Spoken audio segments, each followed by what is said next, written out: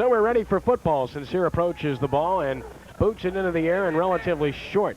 Fielded at the 18-yard line. With the ball is Matt Roger to the 25 to 30 and goes out of bounds near the 35-yard line. A pretty good return to the short side of the field by Matt Roger, and the Blue Jays will put it in play. 1st and 10. We'll give you the Jesuit offense here as the Jays start from their own 38-yard line. Up front, Terrio, Cole, Martina, Marshall Monica, the nephew of Tulane coach Frank Monica, and Keith Vincent. The tight end will be Richard Edrington. Ryan Bro, that's Ryan Bro with an R, the quarterback. Todd Galemi and Brett Kreller, the running backs. Ben Tarantino and Edrington complete the Blue Jay offense. Split backs behind Bro on 1st down. Jesuit starts officially from its own 34-yard line, and the give straight ahead for about a yard or two, and that's all. Brett Kreller, the fullback, for about 1, maybe 2, and that's it. It'll be 2nd down, and Long Sincere makes the stop for the Purple Knights. Plays coming in from the sideline with the wide receivers. Grace Stulig comes in from the Jesuit sideline with the play for the quarterback, Ryan Bro. As we check out the Jesuit huddle, Bro brings him up to the line of scrimmage. Ryan Bro is 5'10", 170, a senior. 10th in the Metro in passing, 17 of 33, 228 yards and a score coming in. On 2nd down and 8, the counter play and crushed in the backfield and dropped for a loss is Brett Kreller. Tremendous penetration by Jason Wiltz, the 6'4", 270-pound senior. Steve, we can see immediately why he's a top college prospect. He really is, Kenny. A number of schools throughout the nation are looking at Wiltz. That time he read the play perfectly, broke through, almost took the handoff himself. We're watching the replay as the quarterback turns and gets to his back. Wiltz is just right there to meet him immediately, tackling for a loss. A loss of 4 officially. It's 3rd down, 12 yards to go. Split backs with a slot man right. Bro rolling that way, has time. Still looking, stopping, throwing, and incomplete. He threw it over the head of the intended receiver, Ben Tarantino. Coverage on the play by Marlon Dominique, and a good defensive series for the Purple Knights. Results in the Blue Jays having to punt it away. Bro on a rollout that time. Had a lot of time, but could not find anybody. Finally, as he was approaching the sideline, had to throw the football. It just went off his hand high, floated over the intended receiver. Coaches Sanji and Hildebrand on the sideline, giving some encouragement to their troops. The punter is Pat Neely. He handles all kicking duties for Jesuit. Good snap, plenty of time, and he gets it away. Spiral coming down to about the 30-yard line and fielded there. And down to the 31 immediately. Ball comes loose now, but the receiver was down. Damian Charles on the return, and Charles is down at the 31. Good coverage by Jesuit. And the Purple Knights will have their first possession, 1st and 10 from their own 32-yard line. And we'll check out the St. Augustine offense as Coach Tony Villegas, who wisely wears shorts this afternoon, looks on from the sideline. He's a lot smarter than we are, Steve. I don't know if he had shorts when they first got here, but I think after his first trip to the field, he went in and made a quick clothing change. The quarterback is Kareem Evans, barking the signals. He has I formation behind him. In motion right is Devin Jones. And the pitch goes to the tailback, Jamal Fobbs. Fobbs is downed immediately. Maybe a yard, and that's all. Fobbs trying to run left, but the Blue Jay front was tough over there. Tanner Trinico, the inside linebacker, the returning starter, a 5'10", 210-pound senior on the stop. He recovered a fumble for a touchdown against Walker, and he's a good football player. Really. Jamal Fobbs, of course, is the son of Lee Fobbs, the wide receiver coach for the Tulane Green Wave. That Blue Jay spirit is evidenced here this evening, and yeah, the Tulane connection is here. Lee Fobbs, Jamal Fobbs, Marshall Monica, Frank Monica. 2nd down, 10 yards to go. No gain officially on the last play. Split backs this time behind Evans. Takes the snap, play fakes, back in the pocket to throw with time. Stops, throws, and has his man. And has a 1st down. That's Devin Jones up to about the 43-yard line. Good throw by Evans. Will Murphy, the cornerback, a returning starter and senior, brings him down. But a good play on a 1st down, Purple Knights at their own 43. We're going to see Evans setting up now. His wide receiver is going to go down and run a deep curl pattern. And he really uses his hands well to make this reception. He catches the ball, tucks it away, turns upfield. Nice throw and catch for a 1st down. From the 43-yard line, 9:14 to play, 1st quarter, no score. High formation behind Kareem Evans once more. And he gives it to the fullback Wilson, who's met immediately, shakes the tackle initially, but goes down, fighting for a yard or two. Joe Levine met him in his tracks, hit him hard and slowed him down, and he makes the stop as a result. Levine, 5'10", 210, a senior. And Steve, as we mentioned, that Jesuit defense is very experienced. They certainly are. They have 3 seniors and 1 junior as their down linemen. The entire linebacking core are all seniors, and then the secondary is the senior and 2 juniors. Gain of 2 on the play for Wilson. Second down, 8 yards to go. Kareem Evans, the talented sophomore who's played better than the coaches anticipated, quite frankly, sets them down. From the 45-yard line, the I formation once more with a snap. Back in the pocket to throw. Has time now, and trouble flag. Down he goes down. In the arms of Trepanier Bonner, the outstanding defensive end. 6'3", 225, a senior, a top college prospect. He shows you why there. There is a flag down on the play, but we'll watch Bonner here via TV replay. On the replay, they go with a little play action, and as Evans rolls to his right, Bonner just comes storming over the tackle, throws him for a big loss. That was Lombard. Refused. He'll play third down. So the penalty was against St. Aug and obviously refused because of the sack, and it will be third down and long as a result for the Purple Knights. Line of scrimmage officially will be the 34-yard line.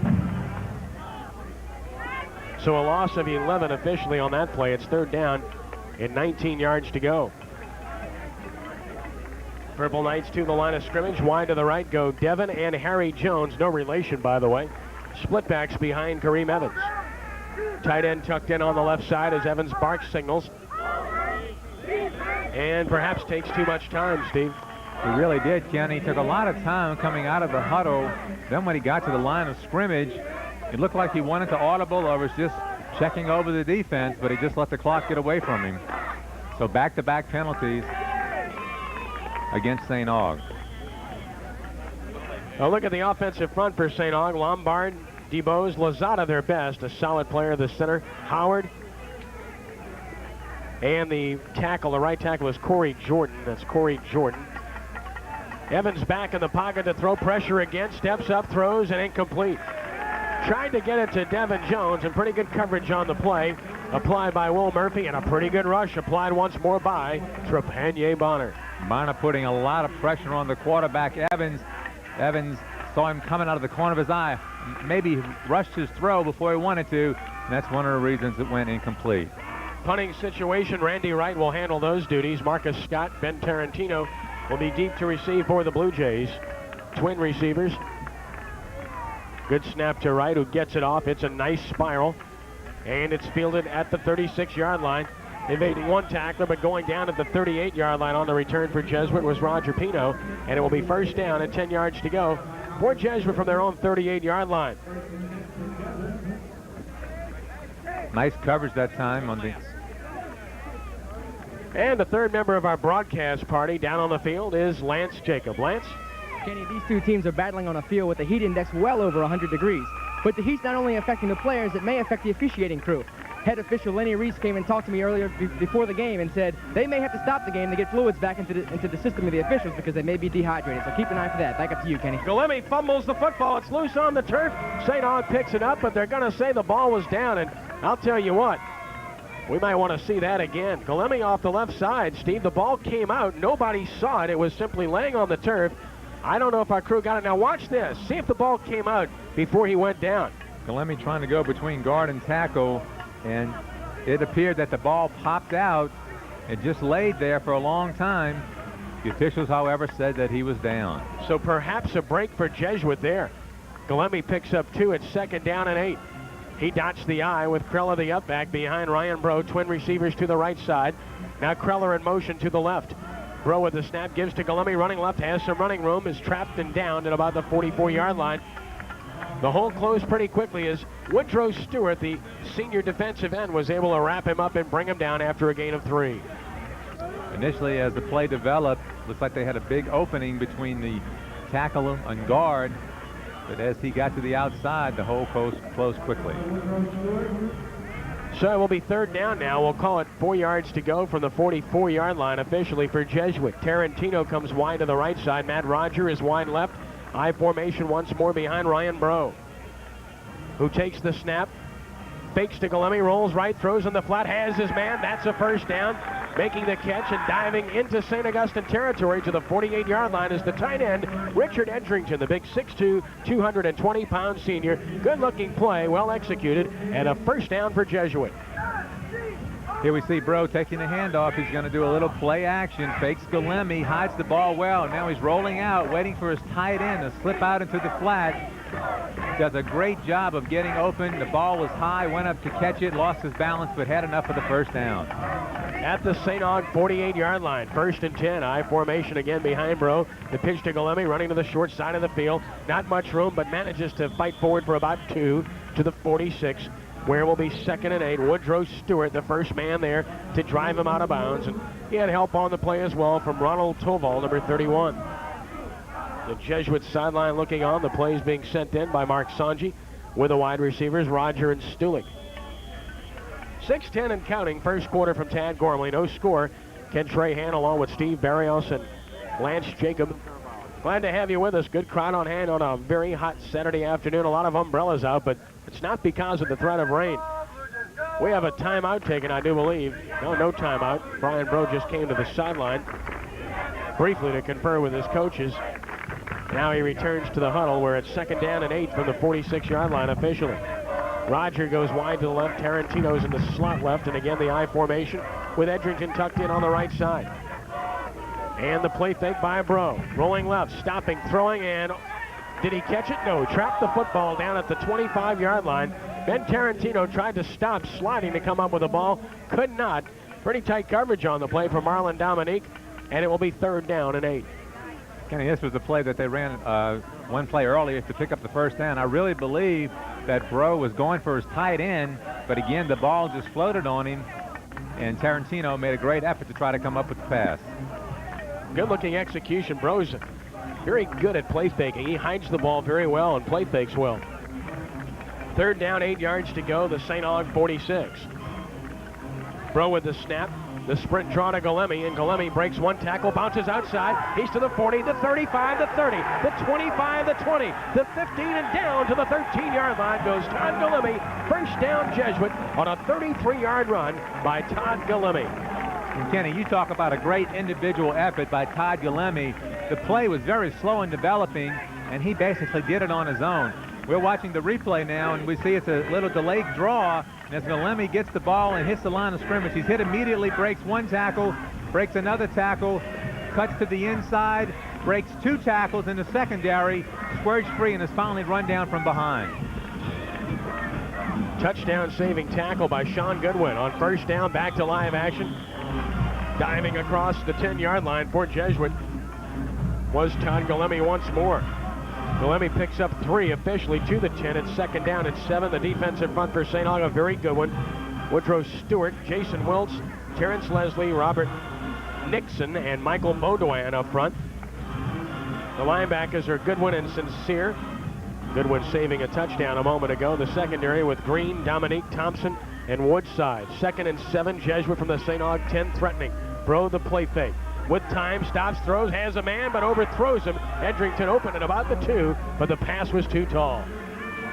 Bro, once again, having trouble with getting his passes down. That's about the 3rd one we've seen in this first quarter that has just floated on him with receivers wide open. And a timeout will be taken now by St. Augustine. So a timeout on the field with 4:55 to play in the first quarter. Here's our score. St. Augustine nothing and Jesuit nothing. Back in 30 seconds, this is the WSMB 1350 AM Cox Cable Prep Football Game of the Week.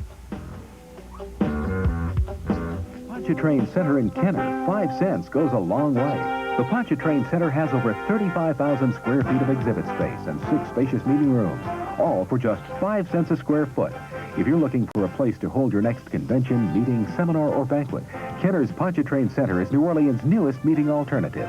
All meal functions are catered by Marie's to assure the finest in banquet cuisine. When you're looking for a quality convention or meeting facility with affordable rates, call the Pontchartrain Center in Kenner. Jesuit threatening the end zone right now with 4:55 to play in the first quarter. It's no score. Blue Jays playing a 3rd and 7 from the St. Aug 10. Play from the sideline once more. The St. Aug front, as we told you, very good. Their secondary, a bit inexperienced. They lost all 4 starters from a year ago. Kenny, let's look for the tight end again in a flat. Receivers to either side. And the give to Galemi, trying to bounce it outside, and he goes down. Picks up a yard or 2, and that's all. Carl Sincere was able to bring him down, so they tried to spread him out and pop Galemi up the middle, but St. Aug was equal to the task. It's 4th down, and it's field goal time, and Pat Neely, a very fine place kicker, will be on to try the field goal. Ball is going to be spotted at the 16-yard line near the left hash. It will be a 26-yard attempt. So he's not in the center of the field. We'll see how Neely handles this. Ball down, kick is in the air, and it is good. Timeout on the field with 4:17 to play first quarter with our score. The Jesuit Blue Jays 3, the St. Augustine Purple Knights nothing. This is the WSMB 1350 AM Cox Cable Prep Football Game of the Week.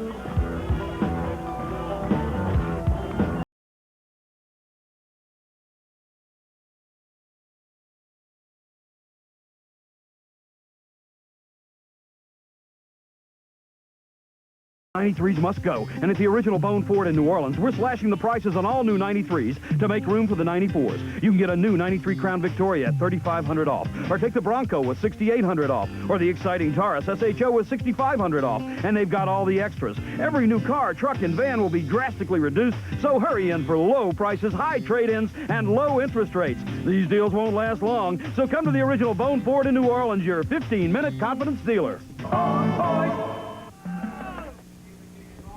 Ken Trahan along with Steve Barrios, Lance Jacob, 4:17 to play first quarter. Jesuit leads at 3-0.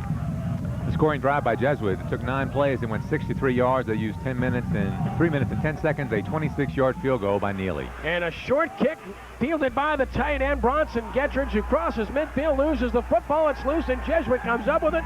Marcus Scott, I believe, with the ball.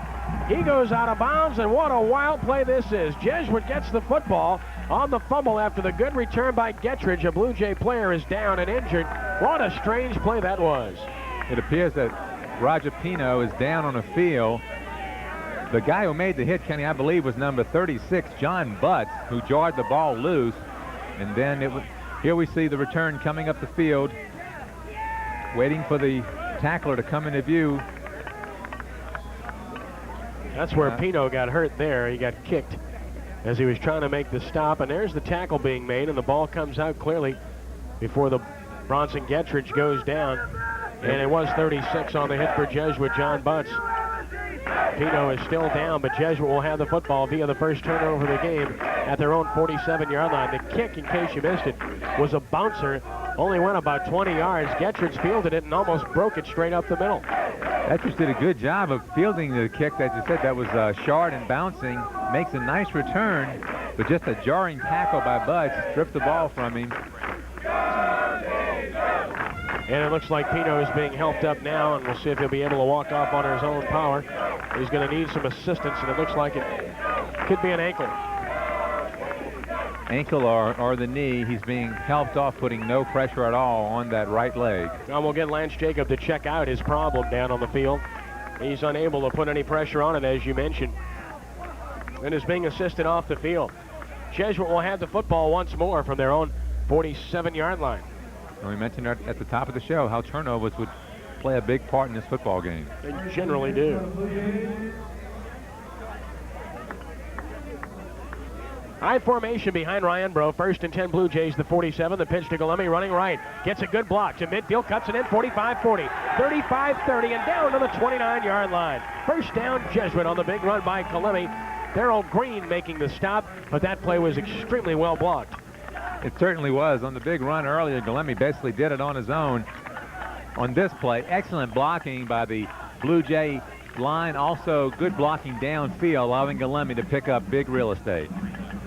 Here's the replay. You can see that the end totally leveled the contained man, and then also Monica does a good job sealing off the inside. Back to live action, the dive play with Kreller, a big hole, and he gets down to the 23-yard line, a pickup of 6.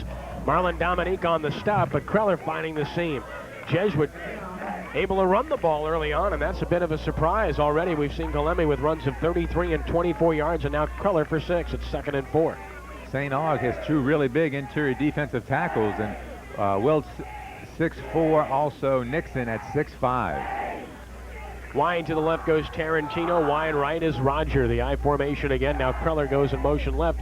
And the give goes to Galemi running left with room. Tries to get outside. Can't do it. A great stop Coming up to make the tackle from his secondary spot is Paul Brown, the 5'8", 150-pound junior, and he makes a big play because it appeared Galemi had some running room. The thing about Galemi, he's so dangerous in the open field. He has an uncanny ability to make tacklers miss. But let's credit Paul Brown with coming up and making a nice shoestring open field tackle. Line of scrimmage, the 22-yard line officially, so a gain of 1. It's 3rd and 3 at the 22. Stulig to the left, Tarantino to the right. The wide side of the field, the right side. In motion that way is the fullback Kreller. They give to Galemi running right, trying to get outside. Cannot. Trapped for a loss at the 25-yard line. Big play by number 18, Sean Johnson. And the Purple Knights have held. And Neely will come on once more for a long field goal attempt here. Credit to the St. Aug defense for rising to the occasion. Here again, they try to get Galemi to bounce outside, but good penetration by St. Aug coming up. As you said, Kenny, was number 18, Sean Johnson, to make a nice tackle for a loss. Neely this time will try a 42-yard field goal out of the hold of Ryan Bro on the right hash mark. Good snap, ball down, kick is in the air, has the distance, and it is good once more. Neely from 42 yards knocks it through. Timeout on the field with 1:39 to play first quarter. It's Jesuit 6 and St. Augustine nothing. This is the WSMB 1350 AM Cox Cable Prep Football Game of the Week.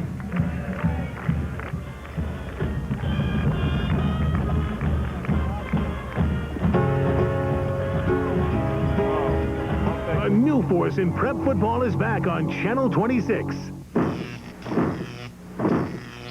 Friday Night Football, hosted by Ed Daniels and one of Louisiana's winningest football coaches, J.T. Curtis. Last year got Chalmette. The only place for New Orleans sports fans to catch the complete wrap-up of prep football action is Congratulations to them and their coach. Friday Night Football, live, Fridays at 10:30 on WGNO. Pat Neely with a 42-yard field goal, 6-0 Jesuit, and Neely kicks it off. Again, hits a bouncer. Bounces off of a St. Aug player. It's loose, still loose. Who wants the ball? At the 35-yard line, we'll have to see who comes up with it. The wrestling match is on. They sort them out, and St. Aug comes up with a football. So the Purple Knights avert disaster. Coming up with the ball was Carter Sheridan. As the cheerleaders cheer on, here's the offensive front. Lombard, DeBose, Lozada, Howard, and Jordan is the other lineman, the right tackle, Corey Jordan. Kareem Evans, Terrence Wilson, Jamal Fobbs, Harry Jones, Devin Jones, and Derek Lewis, who alternates with Bronson Gettridge, the two tight ends. 1st and 10 for St. Aug, their second possession from their own 35-yard line. And the give is to Wilson. It appears big hole in the 40, the 45, and out to the 49-yard line goes Terrence Wilson. So Wilson finds the running room, and he's a very fine player, a senior at 5'11", 210, the best running back and a good college prospect. He has a first down, and we go down field level now for this report from Lance Jacob. Kenny, injury report on Roger Pino. He planted his foot to make a cut, and everything moved but his foot. His knee moved in an awkward position. They don't think he has ligament damage, but they think he's going to be out for the rest of the game. He'll stay a couple of days off of it and check it out in a couple of days. Back up to you, Kenny. 1st and 10 yards to go, and running room this time for Fobbs, but Fobbs is tackled in the open field at the Jesuit 48, and a good open field tackle at that for the Blue Jays. It appeared to be number 16, Bobby O'Neill, the junior defensive back, and O'Neill prevented a big play there. He really did. O'Neill comes up, makes a nice open field tackle on Fobbs, who did a good job of beating the tackling down lineman at the line of scrimmage to get into the secondary. Timeout on the field, another injury. Or maybe it's an equipment problem. We'll look at the Jesuit defensive front with Robert Martin, Sean Spratt, Joe Levine, and Trepanier Bonner, who's an outstanding player. He's already figured prominently in this game. Good linebackers, Eugene Rainieri, Joe Barnett, Tanner Tridico, and Travis Bonifacich. And the secondary with Roger Pino, who is injured, Marcus Scott, and Will Murphy. For the Jays, St. Aug football, Jesuit 47-yard line, 2nd down, 7 yards to go. Wide side, the right side of the field. Hustling back onto the field is Bobby O'Neill for Jesuit. Rolling to the right, the quarterback will keep. Evans cuts it back to the 45, to the 40, and down to about the 39. He has a first down for the Purple Knights as Kareem Evans rambles for 8 yards, and the Purple Knights have something going. Evans rolling out, looking downfield, wanting to throw. He sees everyone covered. He feels the pressure on the outside, cuts it back against the grain. Does a nice job of picking up the first down. That last scoring drive by Jesuit took him 4 plays to go 29 yards, 2 minutes, 27 seconds off the clock. A 42-yard field goal by Neely, and of course it was all set up by the fumble on the kick return by St. Aug. Split backs this time from the Jesuit 39 on first down. They give to Wilson. He's in trouble, and he's down in the backfield for a loss of a yard. Great penetration by Tanner Tridico and by Trepanier Bonner. You'll hear those names throughout the course of the evening. They're outstanding football players, and they're always around the football, Steve. Tridico, 5'10", 210-pound senior. He's very smart. They call him the brain on the field. He basically calls all the defensive coverages and will make any adjustment calls that need to be made. James Hemstreet was there as well. And the clock has expired here in the first quarter. So 1 quarter is by the boards from Tad Gormley, and at the end of 1 quarter, our score is Jesuit 6 and St. Augustine nothing. Back with the second quarter of action momentarily. This is the WSMB 1350 AM Cox Cable Prep Football Game of the Week.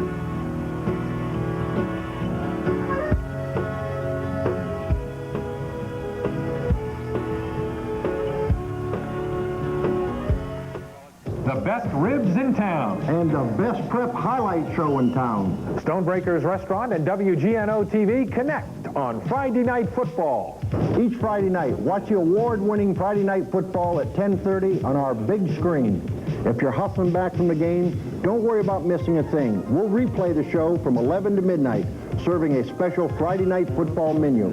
That's Friday Night Football At Stonebreakers Restaurant. the place to be after the game. Second quarter of action, back to live action. Kareem Evans rolling out under heavy pressure, evades Bonner, throws incomplete down at about the 30-yard line under the heavy rush. He was simply doing a great job to avoid being sacked there, got rid of it, incomplete, and there was tremendous pressure on this play, Steve. It certainly was. As Evans goes back to throw, you're going to see Bonner just come in. He's blocked to the outside. Also, that was number 76, Robert Martin, who got a hand on Evans. He shakes his tackle, rolls to the wide side of the field, tries to throw, but it goes incomplete. So it's 3rd and 12 officially from the 41. Jesuits had great pressure throughout on Evans. Twin receivers to the right side of the field, the wide side, but they run the ball and a flag's down. That's going to go against St. Aug. The ball carrier is Charles, and he's down at about the line of scrimmage. He had nowhere to run. It looked like Charles himself moved a little prematurely before he got the football. That flag is going to work against St. Aug, and Jesuit, if they have the option, will decline it. Well, it appears the official is picking up the flag. And I think what happened was that he felt the back may have moved prematurely, but if the back moves laterally to the line of scrimmage, he can go in motion. So I think that's what that was all about. Academic nonetheless, no gain on the play. 4th down, a punting situation for St. Aug from the Jesuit 42-yard line officially, a loss of a yard on the play. Jesuit has to be aware of the fake in this situation with this field position, you would think. Randy Wright is the punter. Good snap, and he will kick it away. End over end kick, bounces at the 20-yard line. Bounces sideways, though, and goes down at the 23 officially. So Wright didn't get the good bounce that time, and usually on this turf, Steve, you'll get a favorable bounce. A lot of times you will. We've seen a lot of short kicks here that when they hit the turf, they start to bounce and roll to pick up some additional yardage. Lombard was able to down the football at the 23, so Jesuit gets it back.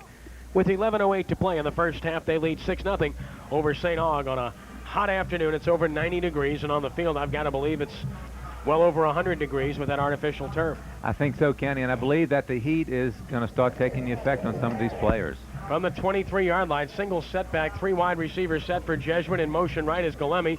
Jesuit moves before the play. Tight end on the right side moving prematurely, and that'll cost the Blue Jays 5 yards. Yeah, right. Okay. Dead ball foul. Ball start on the offense. Richard Edrington, a very fine tight end. He's the brother of former Jesuit quarterback Wiggins Edrington. So the family tree, which Jesuit is quite famous for over the years, continues to grow. Stooling into the game with the play. Ken Trahan, Steve Barrios, the WSMB Cox Cable Game of the Week. Glad to have you with us from Tad Gormley Stadium and a good crowd on hand. 1st and 15 from the 18-yard line. Rowe barking signals, takes the snap, and gives it to Galemi, and he's stuffed Galemi hit hard at the line of scrimmage. Maybe fights forward for a yard, and that's all. It will be 2nd and 9. Good job that time by the St. Aug front four, just clogging up the inside. Galemi really, as we're going to see on our replay, he's going to take the handoff, and as he does, a good back is going to look, try to scan the line of scrimmage as quick as he can to see where the opening is. As he gets to the line of scrimmage, there was nothing there. He tried to bounce outside, but he was wrapped up right as he hit into the interior of the line. Michael Baudouin, the outstanding college prospect, the top 25 prospect in Louisiana on the stop. On 2nd down, Bro rolling right, stops, throws in the flat, and the pass is caught at the 35-yard line. A terrific throw by Bro, and a good sliding catch by Ben Tarantino, their fastest wide receiver, up at the 35-yard line. A 17-yard pickup and a 1st down. Good-looking play we're going to see on our replay here. Bro takes the snap. Now he's rolling out to the far side of the field. It looks like he's trying to go or looking at a short receiver, and then he sees his wide out down the field. Tarantino makes it break to the outside and comes down with a nice sliding grab. Well, that was a perfect throw. The coverage applied on the play by Ronald Toval. On 1st down, the give is straight ahead, fighting to about the 37-yard line is Brett Cruller, the returning starter who had a 15-yard touchdown against Walker a couple of weeks ago. Baudouin once again on the stop. This Cruller converted to fullback from tailback last year. Last year he had a very fine year from that up-back position, 97 carries, 510 yards. He's a senior. He brings a lot of experience to the backfield, knows what he's doing back there, can read on a run. Roger wide to the right, Tarantino in the slot right.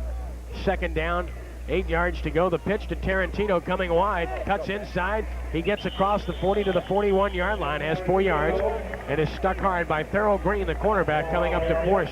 So they brought their split end Tarantino around and pitched him the football, and it's a pretty good idea because he's their fastest player on offense. The old college sweep, they bring everybody around trying to lead the interference. St. Aug does a nice job. We're going to see on our replay as the end comes around. Galemi's leading out there. St. Aug comes up, tries to wipe out the interference to the outside. Finally, the stop is made by Green. Tarantino had a 72-yard touchdown catch in a win over Walker a couple of weeks back. Bro rolling on 3rd down, stopping, throwing, and has Tarantino near midfield for a 1st down.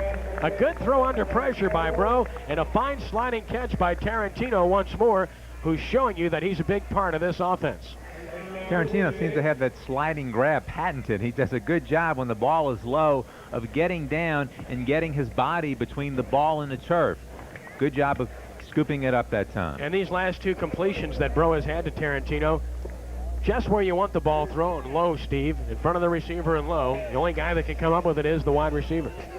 1st and 10, the 49-yard line, and the pitch running left is Galemi. Galemi to midfield to the St. Aug 49, tough going, has about 2, and Baudouin is there again. This kid can pretty much pick and choose where he can go to college. He's being recruited by everyone. The thing about him, Kenny, he plays from sideline to sideline. He's on the far side of the formation, or the play goes away from him, and now we're going to see him come. He's going to fight off a tackler. Right there, you see him come up and make the stop after fighting off a would-be tackler. Gain of 2 for Galemi, who's piling up some impressive numbers early on. 2nd and 8 from the 49-yard line. High formation behind Ryan Bro, the senior. Eddie Martino will snap the football. And the give to Galemi. Rather, no give. It's a great play fake, and the pass is almost intercepted out of the 30-yard line. The fake was so good, he fooled me. But it didn't fool St. Aug. Thurl Green, along with Paul Brown, were there on the coverage on Tarantino, and almost an interception on the play. Bro just, I think, made a bad read that time as he tried to go to his wide receiver. He was bracketed. We're going to see the play fake. He's going to set up now down the field. What we can see is that the safety and cornerback have the wide receiver bracketed right there. He's almost sandwiched as they both make a play, but he had his tight end, Kenny, running a post pattern, and he was wide open. Let's see if they may come back to that later on. 3rd and 8, the 49-yard line. Split backs behind Bro, the wide side, the right side. He rolls that way under pressure. Still looking, now throws, and the pass is incomplete, I do believe. On the far side of the field in front of the St. Aug bench. Heavy traffic there. Really no room to squeeze that one in, but he was having to do something with the football as he waited as long as he could for that play to come uncovered, Steve. It just never happened. He really did, and the ball was almost picked off by Ronald Toval, number 31, in the secondary that time. He came up, made a nice play, but couldn't come down with the interception. Neely, who's been the star of the game thus far in punt formation, handles all the kicking duties. Damian Charles is deep to receive. High snap. Neely has it, kicks it. That's Southall at the 16. Southall to the 20. Look out, 25, 30, and out to about the 33. An outstanding return.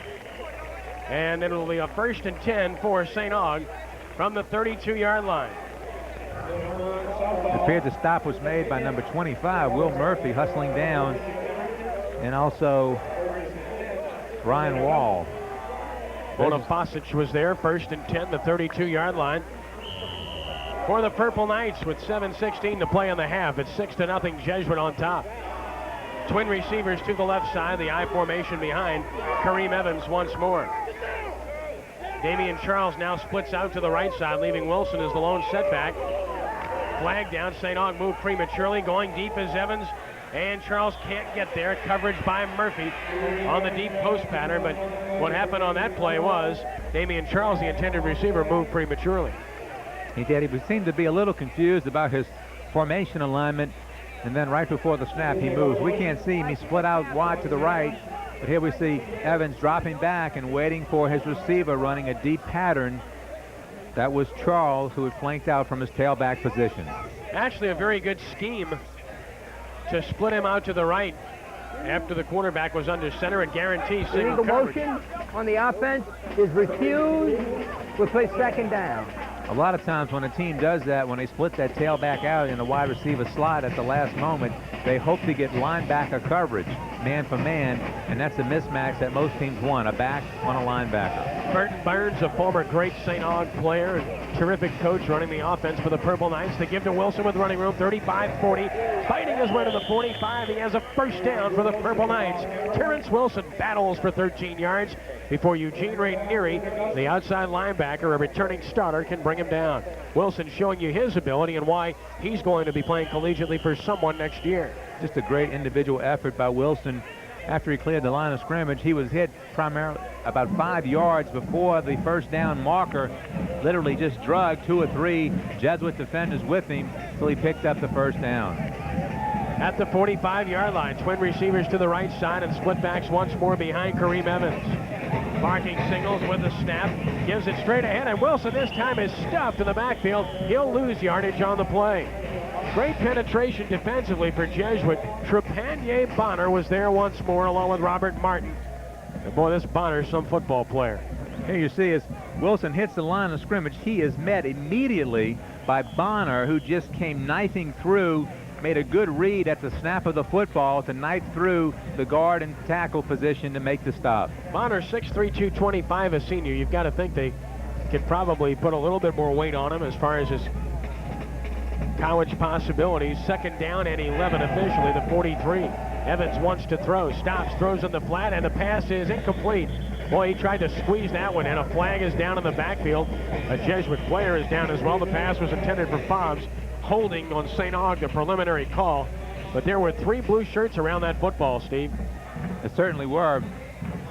Here you see Evans setting up. He's waiting for his receiver to come inside, but as he does, he's throwing into the teeth of his zone coverage. Almost an interception made as the ball bounced up as it was intended for the wide receiver.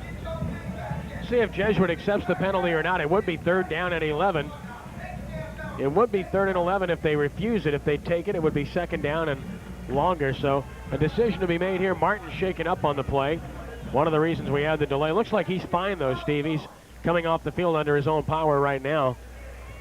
Oh, we got Holden on the offense. Play 2nd down.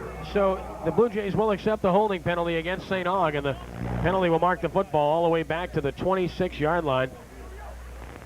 15-yard penalty. Federation rules apply in high school. And 15 yards makes that penalty a lot easier to take, doesn't it? It certainly does. There's no question about that one. It appeared that Robert Martin just had the wind knocked out of him. He's down, came up under his own power and on the sideline. Tony Villegas talking with Paul Brown on the St. Aug sideline. 2nd down and a long way to go.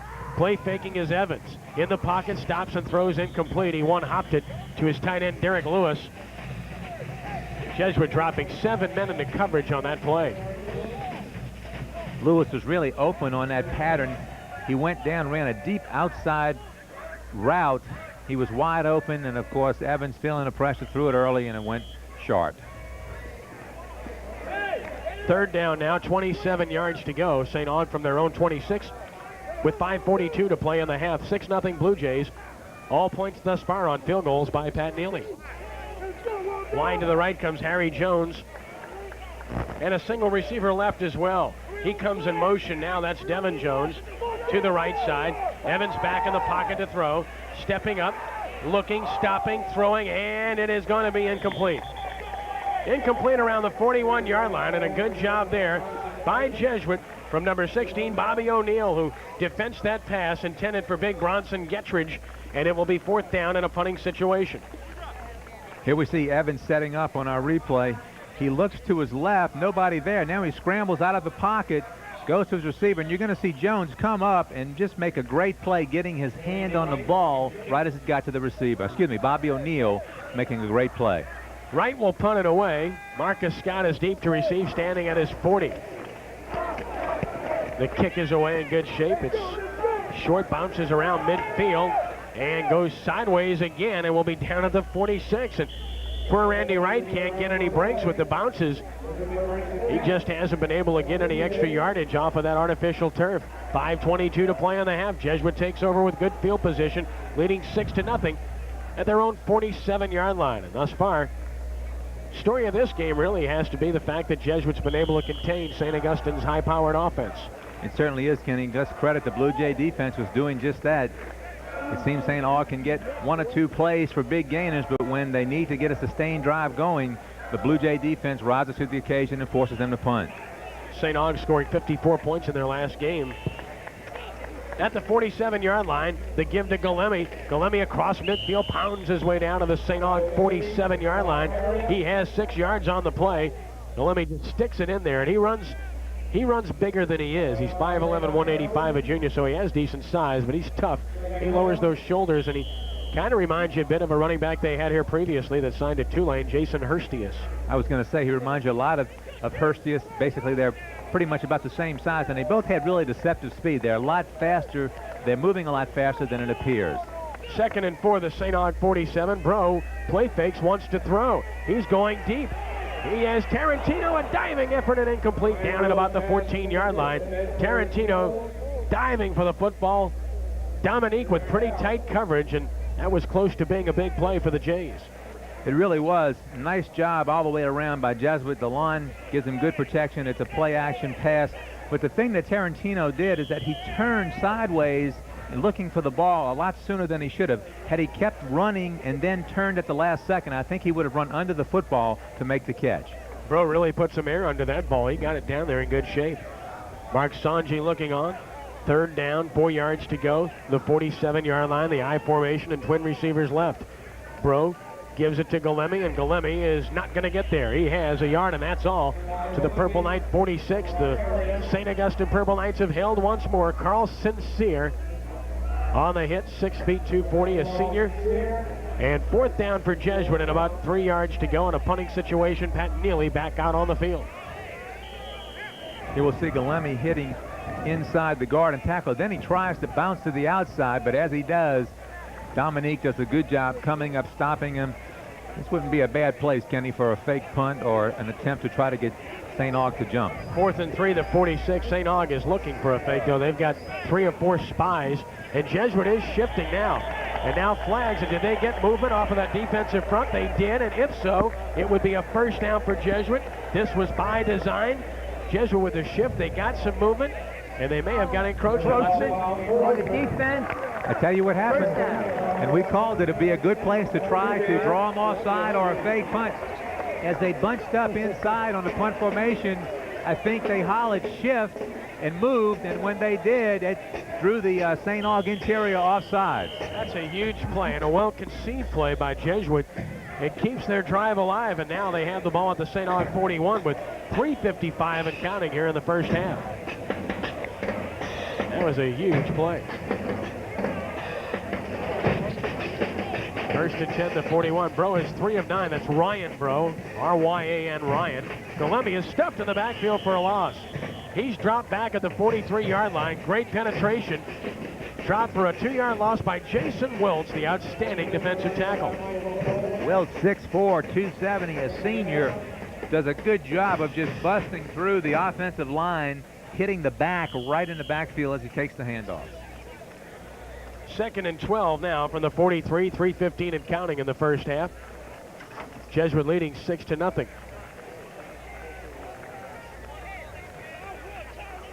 Twin receivers come left, the split backs behind Ryan Bro.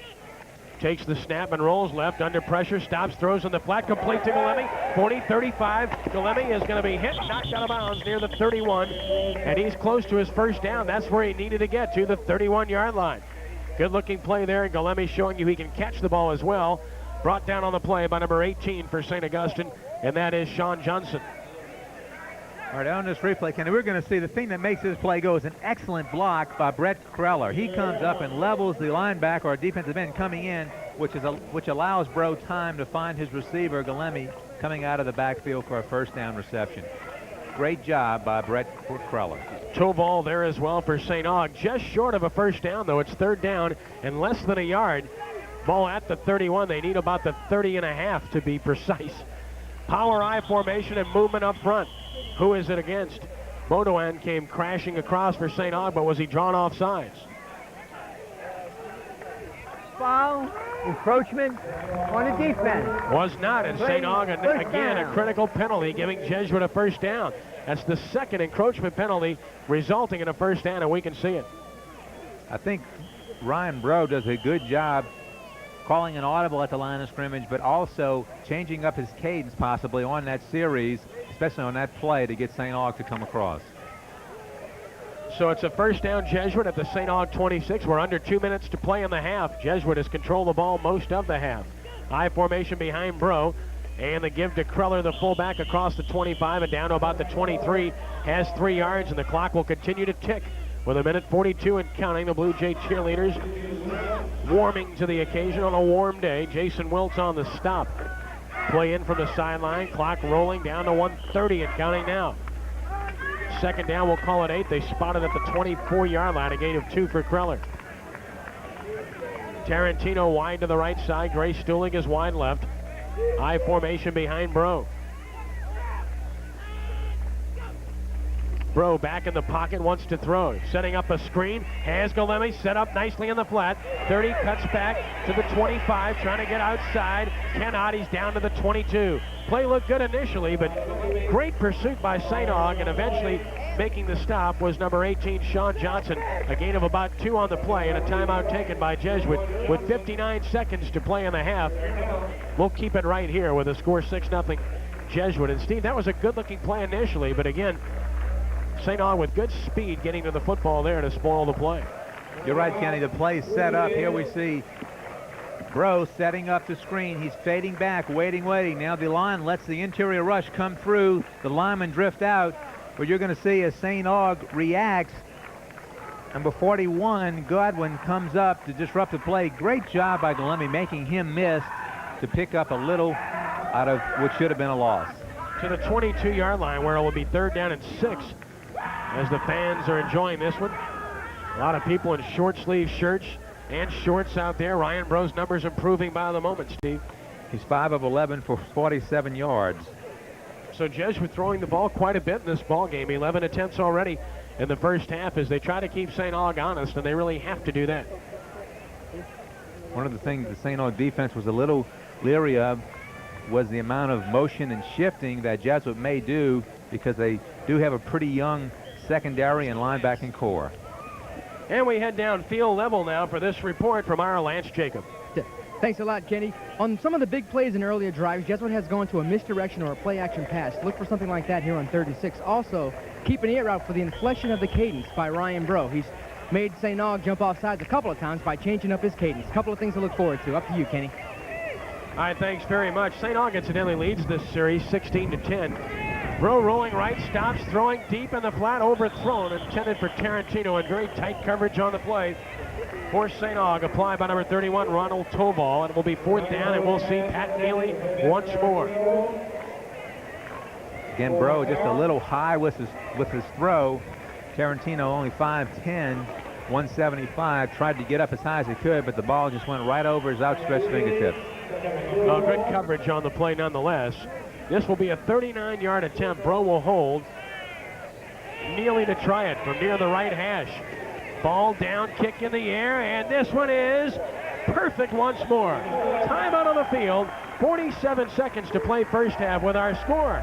Jesuit 9, St. Augustine nothing. This is the WSMB 1350 AM Cox Cable Prep Football Game of the Week. At the Pontchartrain Center in Kenner, 5 cents goes a long way. The Pontchartrain Center has over 35,000 square feet of exhibit space and 6 spacious meeting rooms, all for just 5 cents a square foot. If you're looking for a place to hold your next convention, meeting, seminar, or banquet, Kenner's Pontchartrain Center is New Orleans' newest meeting alternative. All meal functions are catered by Marie's to assure the finest in banquet cuisine. When you're looking for a quality convention or meeting facility with affordable rates, call the Pontchartrain Center in Kenner.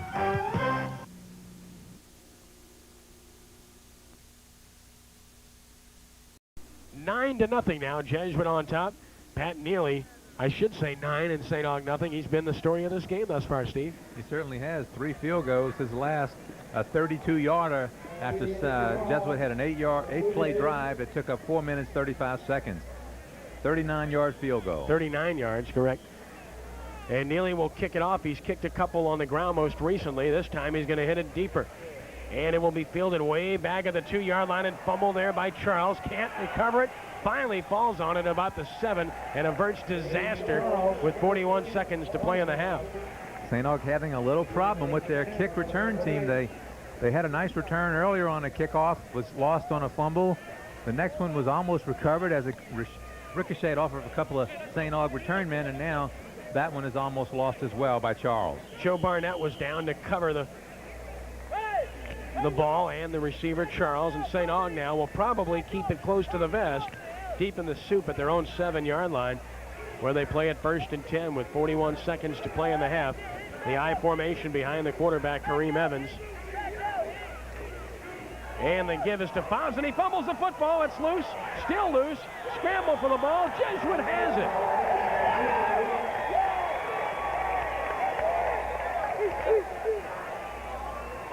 They're still unpiling, but the officials have already signaled Jesuit, and indeed they do have it. May have been Bonner.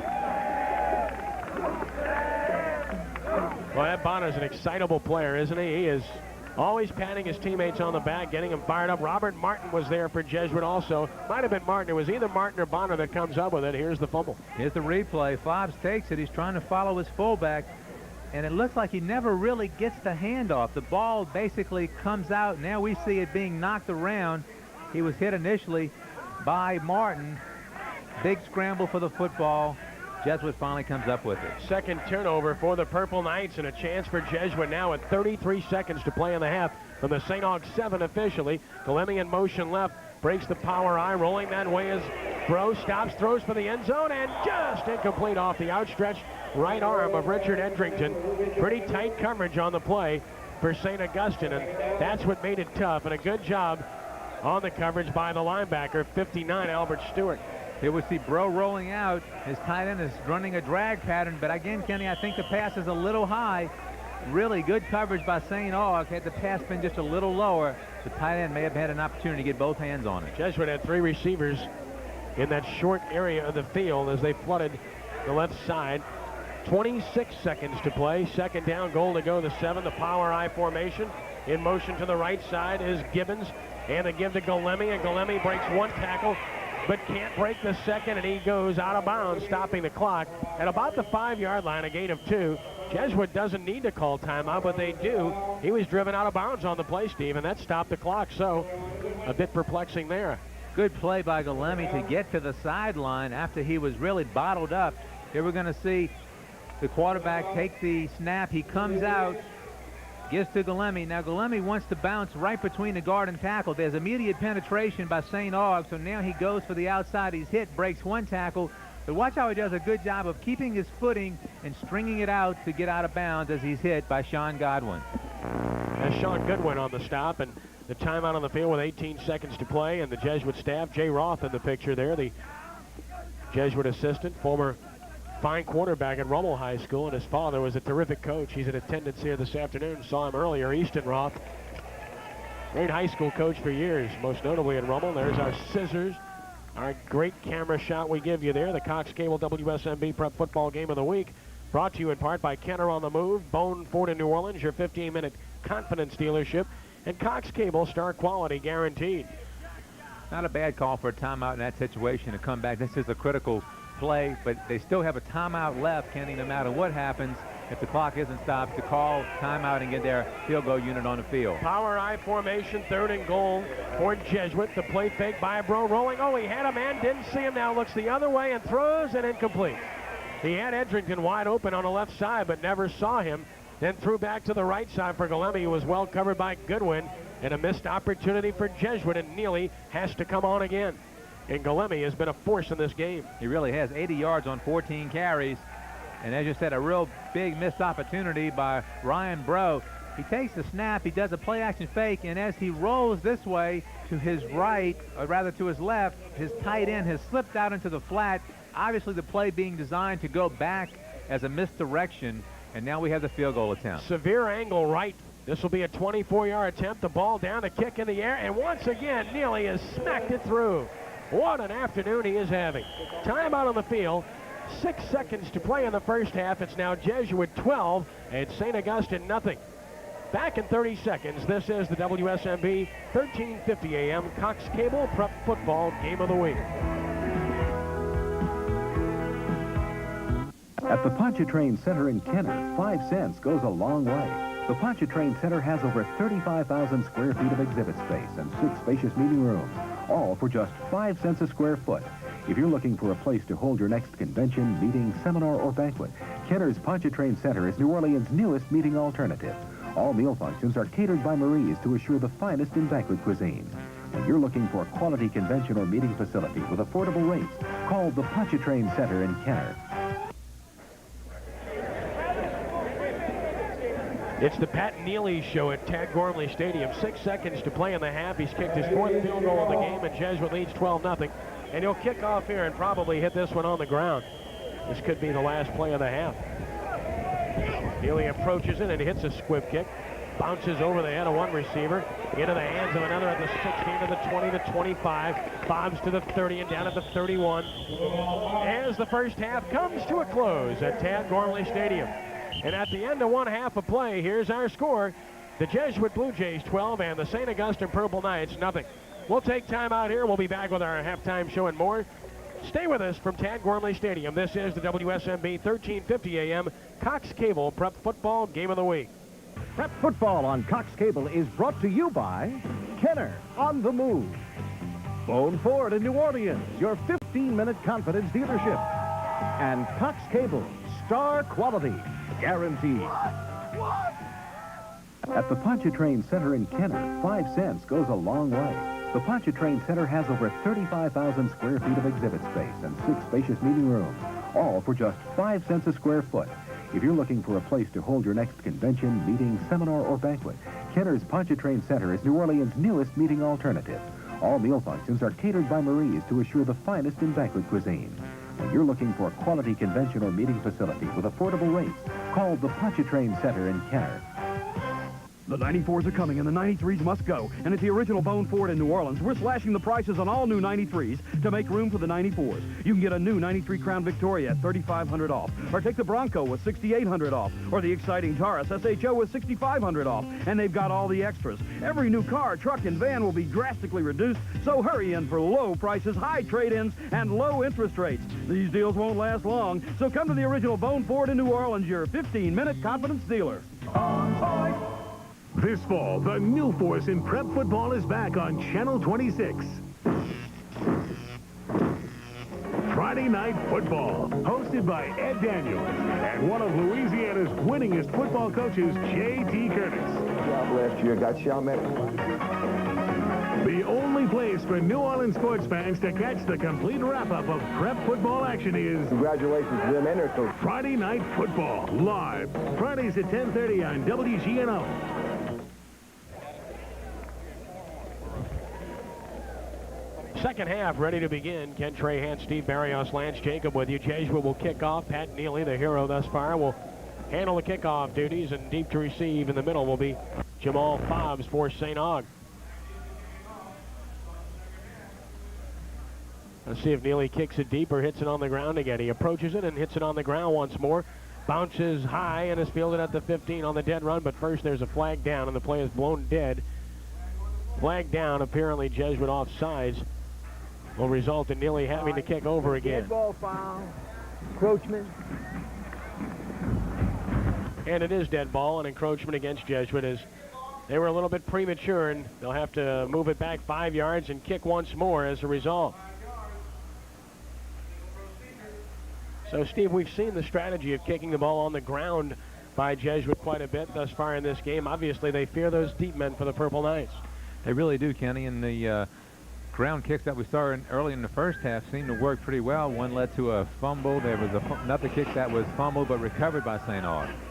Here's another grounder kicked and fielded this time by the up man at the 32 to the 35, slips a tackle, and another to the 40 and breaks outside and goes down at about the 43. A fighting return and a good return by Carter Sheridan, number 34 for the Purple Knights. Travis Bonifacich brings him down, and the Purple Knights will put it in play 1st and 10 from their own 44-yard line officially. So good field position for St. Aug to get things started. And you see Neely kicking the ball. It's going to bounce high, but as you said, number 34 does make a good job. That's Carter Sheridan. He fields the ball, does a nice job of running, evades one tackle there, going to break another tackle, finally gets it to the outside where he's corralled by the Jesuit tackling team. Ball on the right hash, left side, the wide side of the field on 1st down. They give to Wilson, breaks out of the pack, is across the 45 and down at about the 47-yard line. He has 3 yards, maybe 4 on the play. Trepanier Bonner is there for Jesuit once more. St. Aug's offensive front, Lombard, Debos, Lazada, Howard, and Corey Jordan at right tackle. Kareem Evans, the quarterback, Terrence Wilson, Jamal Fobbs, the running backs, Devin and Harry Jones, along with the tight end Derek Lewis. 2nd down and 6 from the 48-yard line. They give him a 4-yard gain officially. High formation behind. Evans once more. Barking signals, taking the snap. Wants to run the option, cuts it inside, shakes a tackle and another across midfield and down to about the 45-yard line in Blue Jay territory before Will Murphy can bring him down. That's a 1st down for St. Aug. The Jesuit defensive front has been good. Robert Martin, Sean Spratt, Joe Levine, and Trepanier Bonner. The linebackers are solid. Rainieri, Barnett, Tridico, and Bonifacich. And the defensive backs have prevented the big play thus far for Jesuit. Pino was hurt earlier. Scott and Murphy for the Blue Jays. 1st and 10 Purple Knights, the Jesuit 45. They've got something going here. Split backs behind Evans, who play fakes and wants to throw. Big pressure. Martin's got him and drops him back at the St. Aug 48. Robert Martin just broke free, and again, the pressure up front, in particular from the 2 defensive ends, has been enormous all evening, Steve. You're certainly right, Kenny. Bonner and Martin. That time Martin, we're going to see him come right over the center. He goes around, loops around as the quarterback. Evans sets up the throw. He just hits him from the blind side. You pointed out that he came around the center. They lined him up in a nose position there, so they move him around quite a bit. Good shot of Robert Martin. Not big, 5'11", 195, but he's playing the best of all of the Jesuit linemen, according to Mark Sanji, coming into this game. 2nd down and 18 for St. Aug, their own 48. And the pitch right as a flag's down. It's a dead play. The pitch to Fobbs had some running room, but this play was blown dead before it started. This is a dead ball foul, and it's going to work against the Purple Knights. Ball start on the offense. Number 50. Lenny Reese telling us the story there against St. Aug. Lenny Reese is the referee, the umpire Freddie Williams. The line judge is Joe Taranto, the head linesman Terrell Broussard, the back judge Walter Eckert, and the electric clock operator is Ken Thibodeau here this evening. All doing a fine job. So a 5-yard penalty puts it back at the 43-yard line for St. Aug, where it's going to be 2nd down and 23 yards to go now for a 1st down. 9:25 and counting in the 3rd quarter. It's 12-0 Blue Jays. The 2 Joneses come wide to the left. Devin and Harry.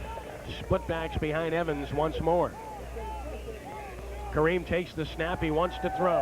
Stops in the pocket, looks, throws, and it's tipped and almost intercepted. Ball was intended for Devin Jones. It was tipped by 23 Joe Barnett and almost picked off for Jesuit by number 16 Bobby O'Neill. And it will be 3rd and 23. Here you see as Evans sets up, he's waiting for his receiver to run a deep curl pattern, but again, Jesuit's in a zone, a 3-deep zone, and they drop in their back, and he just throws it into the teeth of the coverage. As you said, it was tipped and then almost intercepted by number 16 for Jesuit. That was O'Neill. 3rd down, 23 yards to go for St. Aug. Back at the 43-yard line. Evans back in the pocket to throw. Has time, throwing deep over the sideline and incomplete. Couple of receivers in the same area and very tight coverage by Jesuit. The two Joneses were down there on the receiving end, but good coverage by the Blue Jays. Will Murphy was back there. Marcus Scott was there too and prevented anything from happening. They've prevented the big play all day, and that's what they have to do against St. Aug. It's a punting situation, and Wright will kick it away. Looks like Evans wanted his receiver, Jones, Harry Jones, to run a deep go pattern. Jones broke it off to more of a post-type pattern. The ball went way over his head. Scott deep to receive, standing at his 25. Right with a snap, barely gets it off under heavy pressure.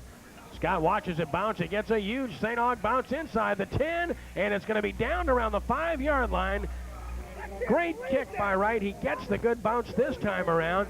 And the great coverage down there for St. Aug by Chris Mitchell and by Ricardo Wilson. And St. Augustine pins Jesuit back at their own 4-yard line with 8:49 to play 3rd quarter and a 12-0 Blue Jay lead. Well, we've been talking earlier about the bounce that these punts usually take on this type of turf. Jesuit has not been able to get the bounce on their punts, but that time St. Aug gets a generous roll. The offensive front for Jesuit: Terrio, Cole, Martina, Monica, and Vincent. Ryan Bro, the quarterback. Golemi, Kreller, Tarantino, and Edrington in the tight end. Power I formation for Jesuit. 1st and 10, their own 4. The give is to Golemi, and he's got the 5, and that's all. A yard on the play. Heavy traffic trying to take it up the middle. Golemi for 1. It will be 2nd down and 9 yards to go. Baudouin getting up off the bottom of the pile, along with 65, Carl Sincere. The defensive front for St. Aug: Stewart, Wiltz, Leslie, Nixon, and Baudouin. Goodwin and Sincere are the linebackers. And the secondary for St. Aug, which includes Darrell Green, Marlon Dominique, Raynach Thompson, and Brian Woodside. Jesuit having a little confusion that time getting the call of the play from the sideline. 2nd and 9 from the 5-yard line. Again, the power I, and the give this time is to Kreller, and he's out to about the 8. Just following the blocking of his left tackle, Terrio. Wedges it out to about the 8-yard line and has 3 yards. Gives them a little more breathing room. But it's a conversion down now, 3rd and 6, and we have a player down, and that's Kreller. He might have the wind knocked out of him, Steve, based on his reaction there. Kreller did a good job that time of evading the penetration of St. Aug. Made a nice pickup, and I think you're right, Kenny. He's got the wind knocked out of him. It really hurts tremendously when it initially happens. You're really stunned, so to speak, in a lot of pain, and it's just a matter of time before you can catch your breath and get up. Kreller is up, and he's walking gingerly toward the sideline with help, so he's going to have to come out of the ball game.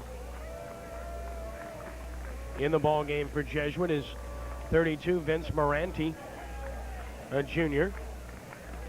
Bro comes over to get the play from his coach, Mark Sanji, as Kreller walks off of the football field. It's 3rd down and 6 from the 8-yard line with 7:56 to play in the 3rd quarter. Jesuit on top of St. Aug, 12-0. Maybe we can get a report from Lance on Kreller, because I thought initially he might have had the wind knocked out of him. Now it may be something wrong with his arm or shoulder. On 3rd down, the play fake by Bro, throws in the flat and incomplete. Wide open on the play was Morani, but off of his hands and incomplete at the 15. That would have been a first down and more for Jesuit, but they couldn't quite pull it off, and they'll have to punt it away with Neely from their own end zone. All right, here we see the play action fake by the quarterback. He rolls out his back now and slipped out into the flat. He's wide open, but he just lets the ball go through his hands. A very catchable pass, and it falls incomplete. Neely in the end zone, about 7 yards deep in punt formation. A chance here for St. Aug. Twin receivers deep, good snap. Neely gets it away, a good spiral, And it's fielded at the 39 to the 35. Charles to the 30 to the 27-yard line. Goes Damian Charles and gives St. Aug their best field position of the ball game at the Jesuit 26 officially. With 7:37 to play third quarter, it's 12-0 Jesuit, and Trepanier Bonner is down on the turf for Jesuit. This would be a huge loss to the Jesuit defense if Bonner is injured seriously and cannot return to play. I think this may be St. Aug's best field position of the football game, and we know it is, especially this half. No doubt it's the best they've had in the whole game, and with Kreller having been hurt, now Bonner down on the turf. Bad omen for Jesuit. 7:37 to play third quarter. 12-0 Blue Jays on top. We'll take a timeout here. This is the WSMB 1350 AM Cox Cable Prep Football Game of the Week.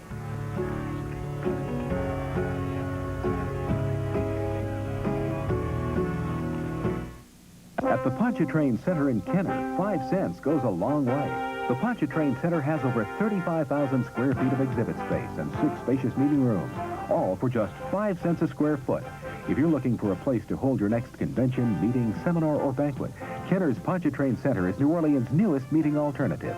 All meal functions are catered by Marie's to assure the finest in banquet cuisine.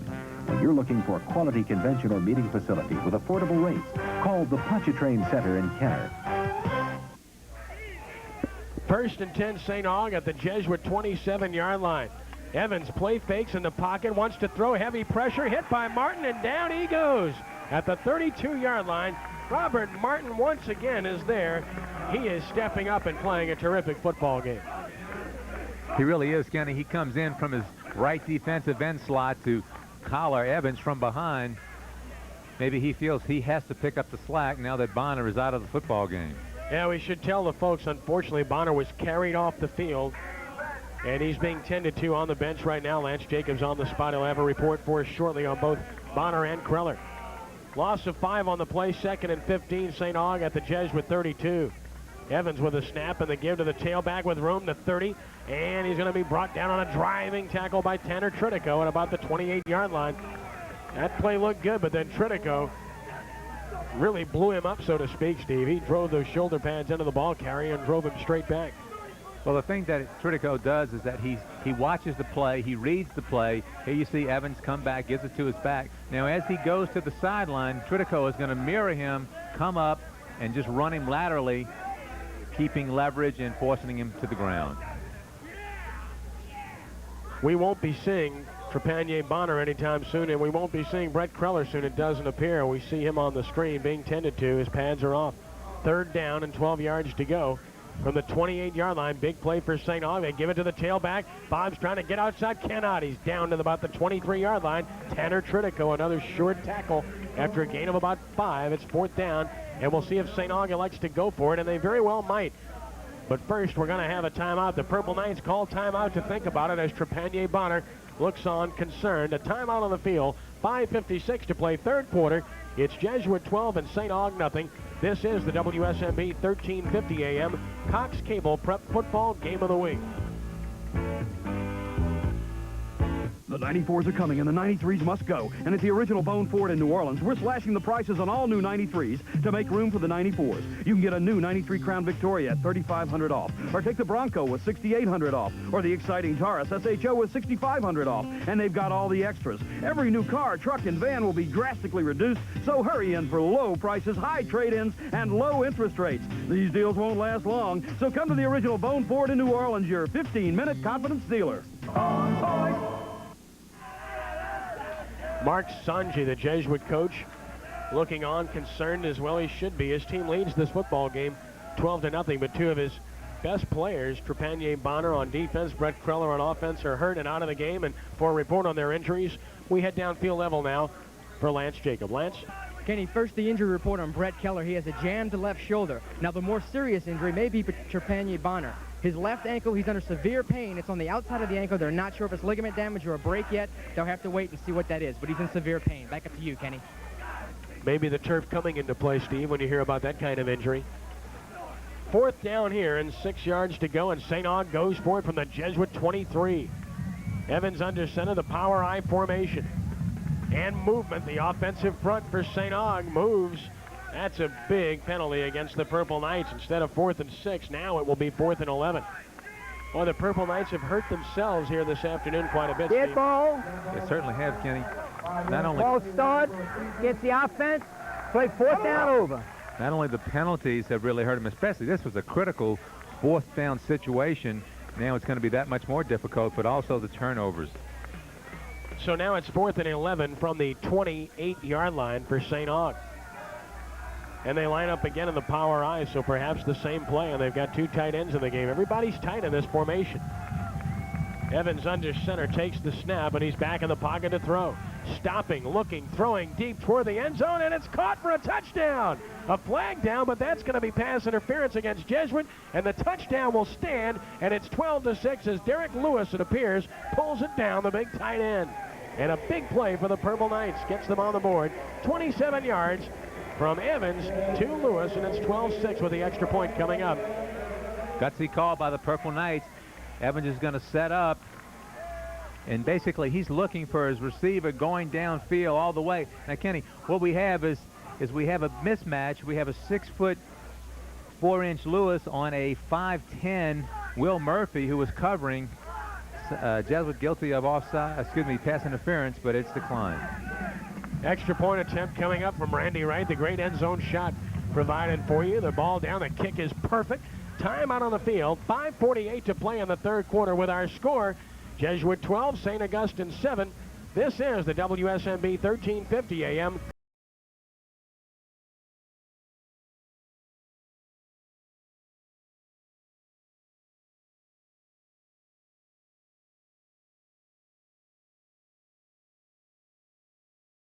The new force in prep football is back on Channel 26. Friday Night Football, hosted by Ed Daniels and one of Louisiana's winningest football coaches, J.T. Curtis. Good job last year, guys. See how many? The only place for New Orleans sports fans to catch the complete wrap-up of prep football action is... Congratulations to them and their coach. Friday Night Football, live, Fridays at 10:30 on WGNO. 5:48 to play in the third quarter. It's 12-7 Jesuit. And St. Aug will kick it off. Sincere handles those chores. Tarantino deep for the Blue Jays. And Sincere knocks it in the air. Short, fielded at the 31, but falling down with the football as a short man. He just fell down, and he had a chance to run for some yardage, but couldn't keep his footing. And number 46 for Jesuit, Guy Bumpus, falls on the football at the 32-yard line officially. That's where the Blue Jays will start this possession with 5:45 to play in the third quarter, leading 12-7. St. Aug finally gets on the board. It's a 4-play, 28-yard drive. It took 1 minute, 55 seconds. A 28-yard touchdown pass from Evans to Lewis. Jesuit now employs Randy Gibbons in the game at fullback with Brett Kreller injured on first down. They give to Galemi running right, cuts it inside, fights his way across the 35 to the 36. He has 4 tough yards. Galemi's going to have to carry a load now with Kreller being injured. Marlon Dominique on the stop. He's having trouble getting up now, gets helped up, and he's limping a bit, trying to run it off. Official timeout because of that. Dominique is nursing a bit of an ankle, I think. He's going to have to come out of the game because the officials stopped the football game, Steve. Yes, he is. He wants to stay in, but... It's not Dominique, actually. It's number 18, Sean Johnson. Johnson wanted to stay in, got up, thought he could shake it off, but he needs to go out. He's hobbling very much on that left ankle. 2nd and 6 from the 36-yard line. Wide side of the field, the left side. Gibbons in the slot, right receivers to either side. Gibbons in motion to the left side. Bro rolls that way, gets a good block from Galemi. Has time, stops and throws, and has his man for a first down up at the 45-yard line. That's the tight end, Richard Edrington. A 9-yard gain, Bro to Edrington, and a first down for Jesuit. Nice job of catching the football. Here we see the replay. The quarterback, Bro, fakes to Galemi, who does an outstanding job cutting down a linebacker or defensive end coming in. And then a nice catch by the tight end, Edrington, who goes down, finds the open area, the zone between the linebackers and the secondary to pick up a first down. Strategy on the sideline for the Blue Jays. 1st and 10, Bro, the give to Galemi. He just leaps forward to about the 47-yard line, has a couple of yards on the play. tough yardage. Jason Wilt's a tough guy on the stop. Galemi approaching the 100-yard mark here with his performance this afternoon. And as we mentioned, he's used to carrying the load. 17 carries, 87 yards. Leads District 7 5A in rushing, 6th in the Metro. Came in with 69 carries, 368 yards, 7 touchdowns, 2nd in scoring in the Metro area. He's a terrific player. 2nd and 8, the 47-yard line. The play fake by Bro, has time, rolling right, stopping, throwing, and a diving effort, intercepted. It's intercepted by St. Aug, and down at the Purple Knight 36-yard line with the football is number 35, Kevin Waller. A great effort by the receiver, Steve, but it hit off of his hands and went into the arms of Kevin Waller, and there's the first turnover for Jesuit. We're going to see the replay now as Ryan Bro rolls out. He gives the play fake to Galemi. His receiver, Tarantino, is running a deep out pattern. He has to go high into the air. It's off of his hands. Basically, he wished he could have brought that one in, but it was just high, and the interception made by St. Aug. So the first turnover for Jesuit, and the momentum certainly swinging the way of the Purple Knights now. 1st and 10, their own 36 in the power I formation behind Kareem Evans. Takes the snap, gives it to Fobbs running right. Fobbs is wrapped up and down, no gain. Jesuit still stiff defensively, and Tanner Tridico is a terrific linebacker. He really is. As I mentioned earlier, they call him the brain out there in defense. He's extremely smart. He makes all the defensive calls as far as adjustments go. But at 5'10", 210 pounds, he plays a lot bigger. Clock winding down in the third quarter, 3:10 and counting, 12-7, Jesuit on top. No gain on the play, 2nd and 10, Purple Knights, their own 36-yard line. Twin receivers left, a single receiver to the right in the I formation this time behind Evans. Takes the snap, gives it to his tailback, and Charles has 2 yards, and that's all driven straight back. He was hit hard and driven straight back on the play by number 34, James Hemstreet, the 5'11", 185-pound senior. Hemstreet does the job and comes off the field. As we see the back come through the line, you're going to see Hemstreet come up and make a form-perfect tackle. He locks his arms around, drives his shoulder into the midsection of the back, and pushes him back. Gain of 2 officially, 3rd and 8, the 38-yard line. Wide right, Devin Jones. Wide left, Harry Jones. I formation again behind Kareem Evans. Evans with a snap, back in the pocket to throw. Steps up, looks, throws, deep down the sideline. Jump ball coming up, and it's intercepted. Intercepted by Jesuit at about the 20-yard line by Bobby O'Neill, who's played himself an excellent ball game. He has, and on the play, he's pulled his hamstring. You can see he's in real pain getting up, but an outstanding play by the deep safety man, Bobby O'Neill. Looks like a hamstring. The way he reacted, Steve, the only thing it could be would be a hamstring or a cramp, and we get a chance to see it again. Here you see the quarterback, Evans, setting up. It's a deep go pattern all the way for his wide receiver running a streak, but the ball is overthrown to Harry Jones, and O'Neill does a good job of keeping his eye on the football, following it all the way down, and actually bringing it in like an outfielder would, catching a deep fly ball. Jesuit gets it back at their own 17-yard line. 1st and 10, the I formation, and the give to Galemi with running room, the 20, the 25. He's close to a first down out of the 27. Straight ahead, tough football, and Galemi's a good guy to utilize in that scenario. Dominique on the stop, and he's close to a first down. As we look at the injury to O'Neill on the sideline, Jesuit starting to have some real injury problems in this game. They really are. They're trying to work out that cramp. Very, very painful situation. And a first down was garnered by Todd Galemi. 1st and 10 at the 27-yard line. 1:35 to play in the third quarter. 12-7 Jesuit. And the give straight ahead to the fullback, and running room for Gibbons. He's across the 30, out to the 35, maybe the 36-yard line. He has 8 and possibly 9 yards behind before Kevin Waller can bring him down. Straight ahead football. Jesuit just turning to their offensive line now, Stephen, saying, let's take this game. Certainly are. Here we're going to see the instant replay. Galemi just bust up the middle. Nice surge by the offensive line. Shaken up on that last play. Dominique by St. Aug shaken up on the tackle, leaving the game. That was Gibbons on the carry. Randy Gibbons, 5'10", 180, a junior. In the game for the injured Brett Kreller at fullback. 2nd and 1 from the 36-yard line.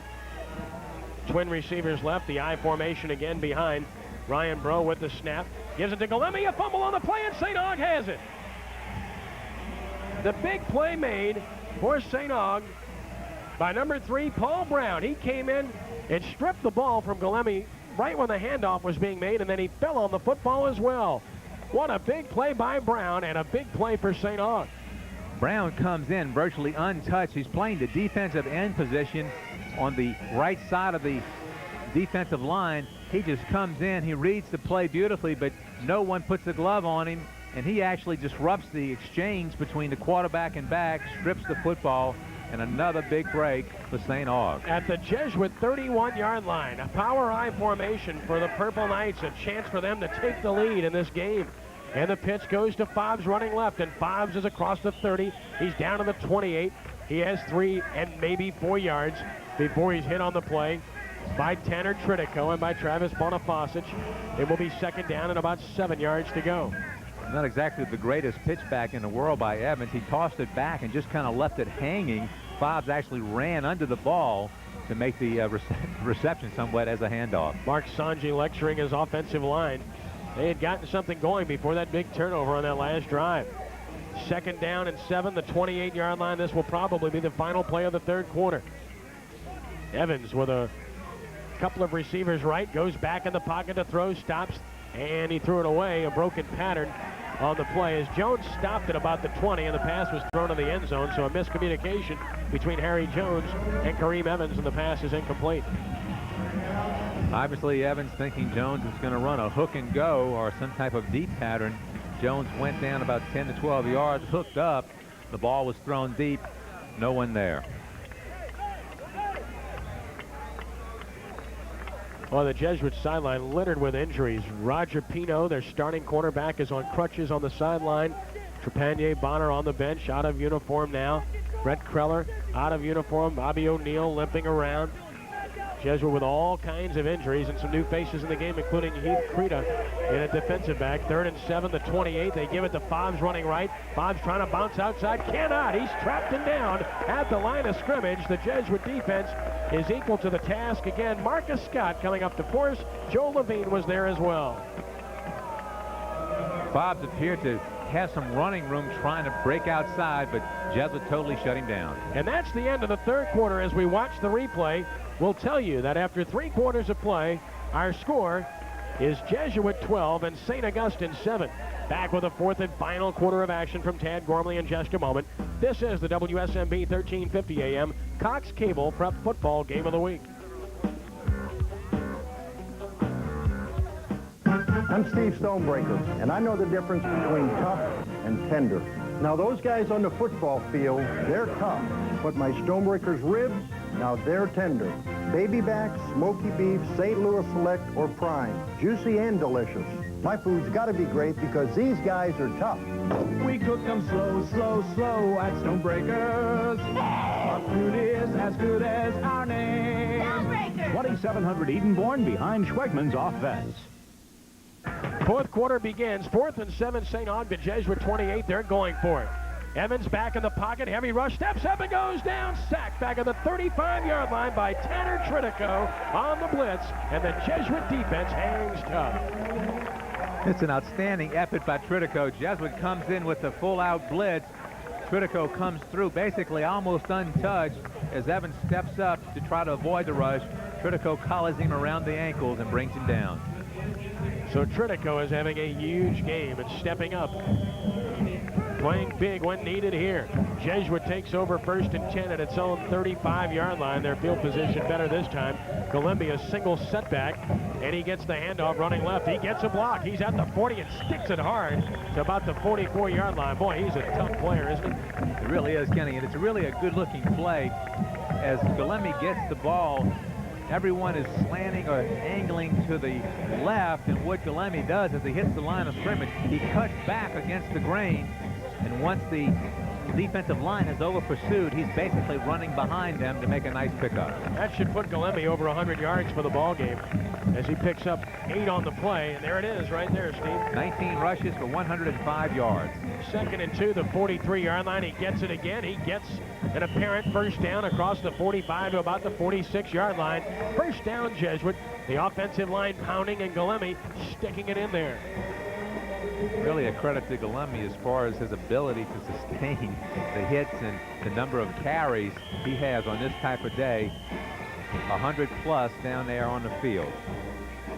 Extremely well-conditioned athlete. You know, he carried the ball 32 times in the Dome last week against Catholic High, so he's accustomed to this. It wasn't 100 degrees though. You got that right.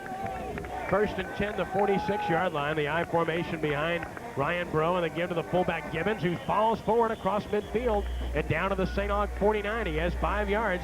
Again, the good blocking and the good low to the ground running by Randy Gibbons. Gibbons did a good job evading the initial thrust of Wiltz. He was actually in the backfield when he took the handoff, was able to sidestep him, turned sideways when he hit the line of scrimmage, and just shoved his way forward to pick up about 5 yards. To the 49-yard line, St. Aug territory. Second down, we'll call it a short 6. I formation behind Ryan Bro. Takes the snap and gives it to Galemi, cutting right, nothing there, maybe a yard to the St. Aug 48. That time it closed, and Baudouin was there defensively, and so was Sean Goodwin, the inside linebacker, to bring down Galemi after a gain of 1. It's 3rd down and 5. Yeah, this is the play we talked about earlier where everyone appears to be going to the left, and then Galemi tries to cut back to make something happen. Again, Jason Wiltz staying home, wrapping Galemi up as he tried to clear the line of scrimmage. From the 48, 3rd and 5 to play in from the sideline with Matt Rogers. 9:35 and counting in this ball game. 12-7 Blue Jays on top. A big 3rd and 5. Gibbons and Galemi, the setbacks. In motion right is Tarantino. Ryan Bro with a snap. Fakes to Galemi. Wants to throw. Stops. Throws deep sideline. Has a receiver, but out of bounds. Intended for Tarantino. He was wide open, but the pass carried the receiver out of bounds, Steve. And Jesuits had a number of near misses in this ball game, and you start to get the feeling that they may come back to haunt them. Certainly true, Kenny. Ryan Bro does a great job of play faking here. He hides the ball, allowing his wide receiver, Tarantino. He's running virtually uncovered down the sideline. All Bro has to do is keep the ball in the playing field, but he throws it over his outside shoulder and it drifts out of bounds. Pat Neely has to come on to punt it away, standing at his 38-yard line in punt formation. Jesuit shifts around, hoping to get an offsides. They don't get it this time. Let's see if they take a penalty or punt it away out of this formation. They're going to take the penalty. They were trying to draw St. Aug off sides, but fool me once, but you're not going to get me twice. That's right. That's right. Nice job by St. Aug that time. They were fooled earlier in the first half on a shift in a punt situation like that by Jesuit. Not this time. So a 5-yard penalty against the Blue Jays will put the football back at the 43-yard line, or make it the 42. Excuse me, the 47-yard line. Officially, we'll get it right. The 47-yard line.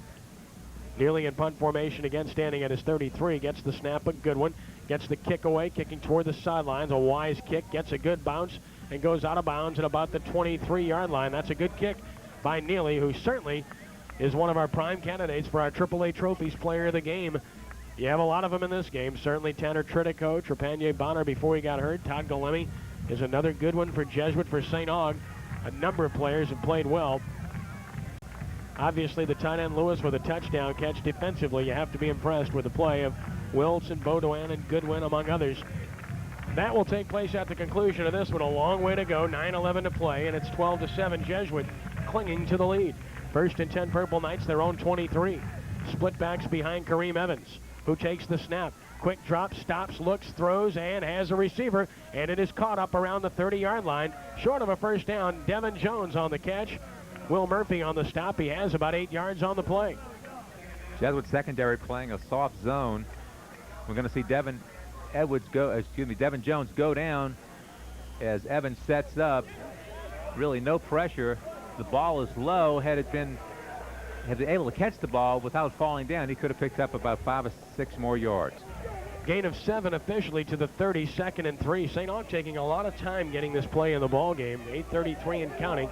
Now they hustle to the line of scrimmage. A receiver in the slot. Evans now 3 for 11, 47 yards, a touchdown and an INT. And now the running back Charles fighting his way, trying to get to the line of scrimmage. Cannot. He may have got there, and that's all. Martin was there to force him wide initially, and then he got polished off by about 3 blue shirts. A good effort by Charles just to get back near the line of scrimmage as Jesuit was all over him. He really was. Robert Martin, we're going to see the replay. He has tremendous penetration right there. He's in the backfield. He hits the ball carrier, was unable to lock his arms, and then you see Ted Nass come up to finish him off. Nass on the stop, no gain officially, 3rd and 3 from the 30. Receivers to either side, and a receiver in the slot, and he's in motion now. That's Lewis to the left. I formation behind Evans, and the pitch to the tailback, Charles. Can he get outside? He's tripped up and dropped short of the first down by the free safety, Marcus Scott, at about the 31-yard line. That's a big play by Scott. It really is, and credit Scott with reading this play and reacting in an instant, not thinking about what to do, but just reacting, coming up. Here we're going to see Evans take the snap. He tosses to his back, and now at the top of our screen, we're going to see Scott come knifing in and tripping him up. Forces a punt. It's 4th and 2, and Wright's on the punt it. Scott is deep to receive. This time they employ a short man as well to prevent the big bounce. The kick is away. It's a beautiful kick. Drives Scott back to his 33, fields it there, running left, cuts upfield to 35 to 40 and out to about the 44. Scott with a good return gives Jesuit good field position at their own 44-yard line. Brought down on the play by 75, Robert Nixon. 6:53 to play. It's Jesuit 12, St. Aug 7, and the Blue Jays have the football and a big possession coming up here. It really is, as you said, Kenny. 6:53 left to play. St. Aug trailing Jesuit 7-12, but that 6-point differential doesn't seem like a lot. 5 points, actually. Blue Jays break the huddle. Bro brings him up. Twin backs behind him, receivers to either side.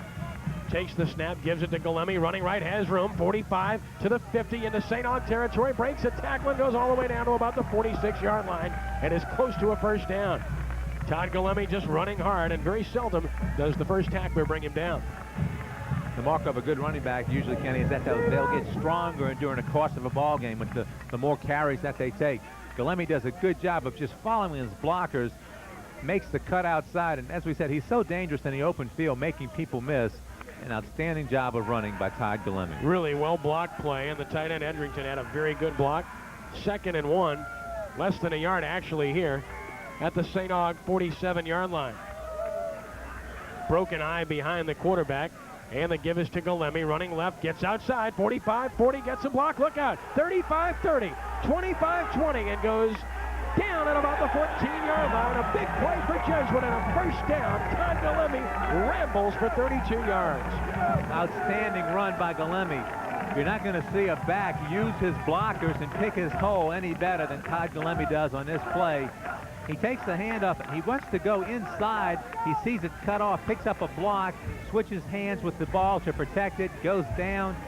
His wide receiver, Tarantino, backs into a would-be tackler, and now Galemi does a great job of just keeping in bounds, fighting for that extra yardage. Well, you pointed that out beautifully, the way he switched arms with the ball. That is the sign of a very smart, intelligent football player. Galemi is that and more. 1st and 10, the 14-yard line. He gets the ball again, running right. This time he's hit hard and dropped at the line of scrimmage. A driving tackle by Marlon Dominique. Coming up from free safety, the 5'9", 170-pound senior. No gain on the play. He may have lost a yard. It will be 2nd down and 11 yards to go with 6:15 to play. Credit Sean Johnson with knifing through, actually disrupting the play. He was in the backfield right as Galemi took the handoff. Galemi did a good job of sidestepping him, but it did disrupt his line to his driving to the line of scrimmage and was hit. And look at the numbers on Todd Galemi. 24 carries, 151 yards. That doesn't happen to St. Aug very much either, I'll tell you. He has the ball, rather Kreller has the ball. He's back in the game, and Brett Kreller is down immediately, though, at the 15-yard line. No game, but certainly great news that Brett Kreller is back in uniform and playing for Jesuit. They've had so many injuries this afternoon. It certainly is. Kreller obviously had some type of injury either to his shoulder or maybe his collarbone.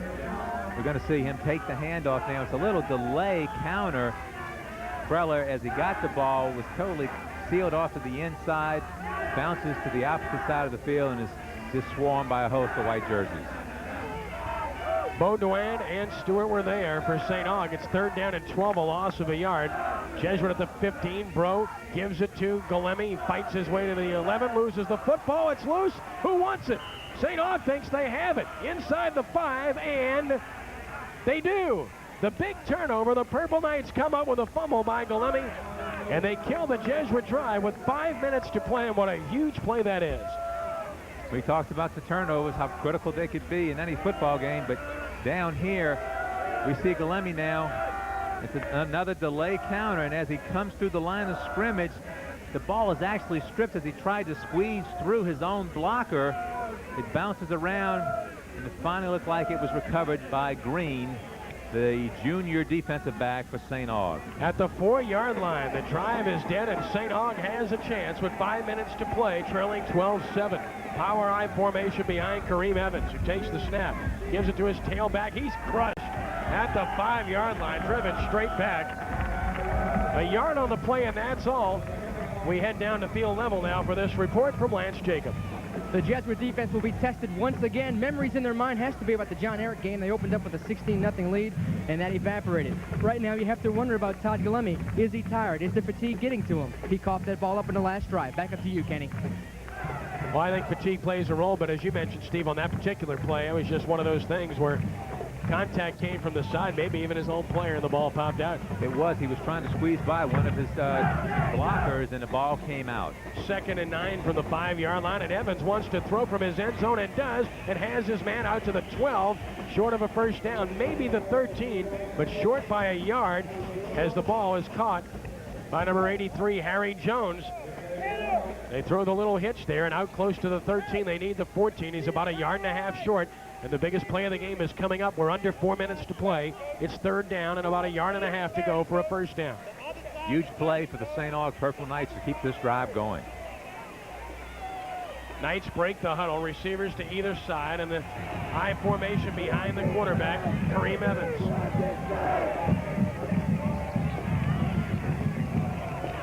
And the pitch to Sheridan, running left. He is hit, fights forward, but doesn't get there. He's short. Short apparently by about 0.5 yard at the 13.5-yard line. Let's check the spot here. He needed the 14.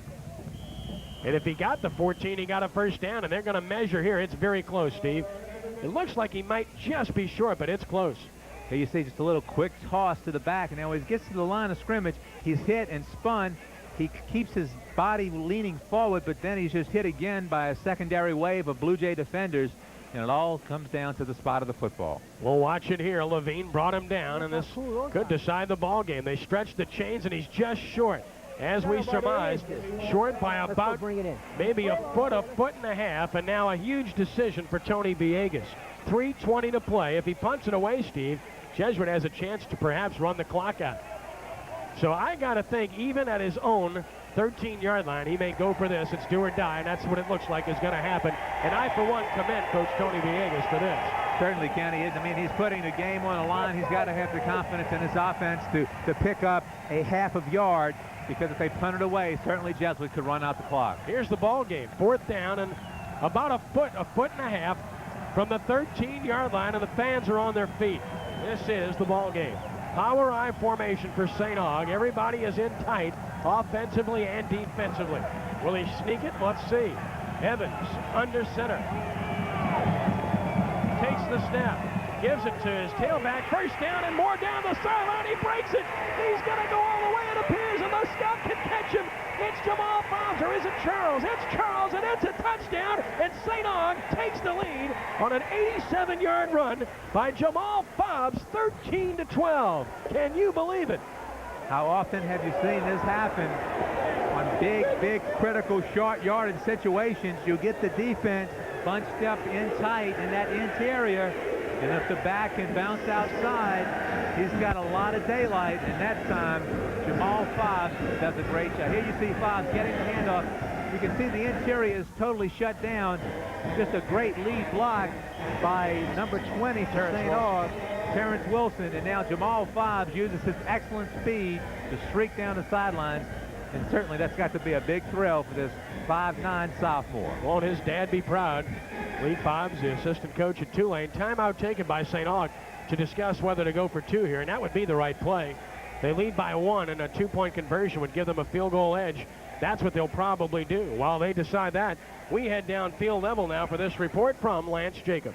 Kenny, you turned into a prophet. You said this play was the game. Unfortunately, it might be for the Jesuit Blue Jays. As you mentioned on that play, the defense was totally up in the line of scrimmage, trying to prevent the first down. Once Fobbs broke the containment, it was history. The great speed of Fobbs, and nobody could catch him for Jesuit. Back up to you, Kenny. St. Aug traditionally with big play players, and they come up with a big play from a sophomore here, Jamal Fobbs, playing for the injured Sean Rhodes, and it just goes to show you what kind of depth that these teams have. An 87-yard run, and he's totally exhausted on the sideline. You can imagine how hot it is down there. St. Aug comes up with a big play when they need it, and they may have pulled this game out of the fire, but it's not over yet. St. Aug is apparently going to go for 2 here. 2:55 to play, leading 13-12. They break the huddle, and they'll go for 2. Big play once more. Split backs behind the quarterback, Evans. Under center, Kareem with the snap, back in the pocket to throw. Under pressure, he's going to be hit, he's going to be dropped. The sack by number 34 for Jesuit, and that is James Hempstreet, who's playing a good ball game. So the 2-point conversion fails. Timeout on the field. 2:55 to play. There is a flag in the end zone. And it's going to be holding on Jesuit. Defensive holding, so hold everything. Defensive holding in the end zone, and what a penalty that is. Remember, now when Evans took the snap, he's setting up to throw. It appeared St. Aug was trying to run some type of crossing pattern in the end zone, and obviously one of the Jesuit defenders. Holding on the defense. We'll play the point after over. One of the Jesuit defenders must have grabbed or hooked one of the Woodbridge. Here you see Evans setting up. Now he's looking in the middle, and there I think we saw it right at the top of our screen. It appeared that Marcus Scott may have grabbed the receiver as he tried to cut to the inside to run a crossing pattern. Ever so slightly and momentarily, but enough for the call to be made, and now the line of scrimmage is the 1.5, and St. Aug will go for 2 again. It's 13-12. And the huddle is broken, and the power I formation lines up behind Kareem Evans. Charles dots the I, gets the football running left, and he's into the end zone for the 2-point conversion. Timeout on the field, 2:55 to play. It's St. Aug 15 and Jesuit 12. Back in 30 seconds. This is the WSMB 1350 AM Cox Cable Prep Football Game of the Week. At the Pontchartrain Center in Kenner, 5 cents goes a long way. The Pontchartrain Center has over 35,000 square feet of exhibit space and 6 spacious meeting rooms, all for just 5 cents a square foot. If you're looking for a place to hold your next convention, meeting, seminar, or banquet, Kenner's Pontchartrain Center is New Orleans' newest meeting alternative. All meal functions are catered by Marie's to assure the finest in banquet cuisine. When you're looking for a quality convention or meeting facility with affordable rates, call the Pontchartrain Center in Kenner. Tony Villegas, his mood has changed dramatically. His team has changed the outcome of this game, perhaps. 2:55 to play. It's 15-12 St. Aug, and what a way to get it done, Steve. Certainly was. A 4-play, 96-yard scoring drive. It took 2 minutes, 5 seconds, and of course the touchdown came on a huge 87-yard touchdown run by sophomore Jamal Fobbs. 2-point conversion, a big one. It's a 3-point spread now. Jesuit can only tie with a field goal, and they haven't scored a touchdown in the ball game. And of course, Jesuit gave St. Aug an opportunity to run the conversion twice with a penalty. Sincere kicks it away. Tarantino catches it at his 10. To the 15, running right to 20. He's hit, and he's still fighting, but goes down at his 23. Good coverage by the Purple Knights. Southall was there to lead the way. And Jesuit will start from its own 23 with 2:46 to play, trailing by the score of 15-12. Well, you go back and you look at what transpired as we watch the replay, Steve. Jesuit had a chance to perhaps put the game away, driving for a apparent score, certainly at least a field goal. A fumble resulted in St. Aug getting it back at its own 4, and they proceeded to go 96 yards for what could be the game winner. You're certainly right, Kenny, and once again, those turnovers start to loom ever largely as this game gets down to 2:46 to play. First and 10 to 23. Bro rolling right, throws in the flat. It's caught and out of bounds at about the 28 with the football. A gain of 5 yards on the play for Jesuit. With the football, Matt Roger, the 5'9", 170-pound senior, a returning starter, gets 5, and it's 2nd and 5, and he gets out of bounds and stops the clock, and now a timeout is taken by St. Aug. So a timeout on the field, 2:40 to play, 15-12. St. Aug leads Jesuit This is the WSMB 1350 AM Cox Cable Prep Football Game of the Week.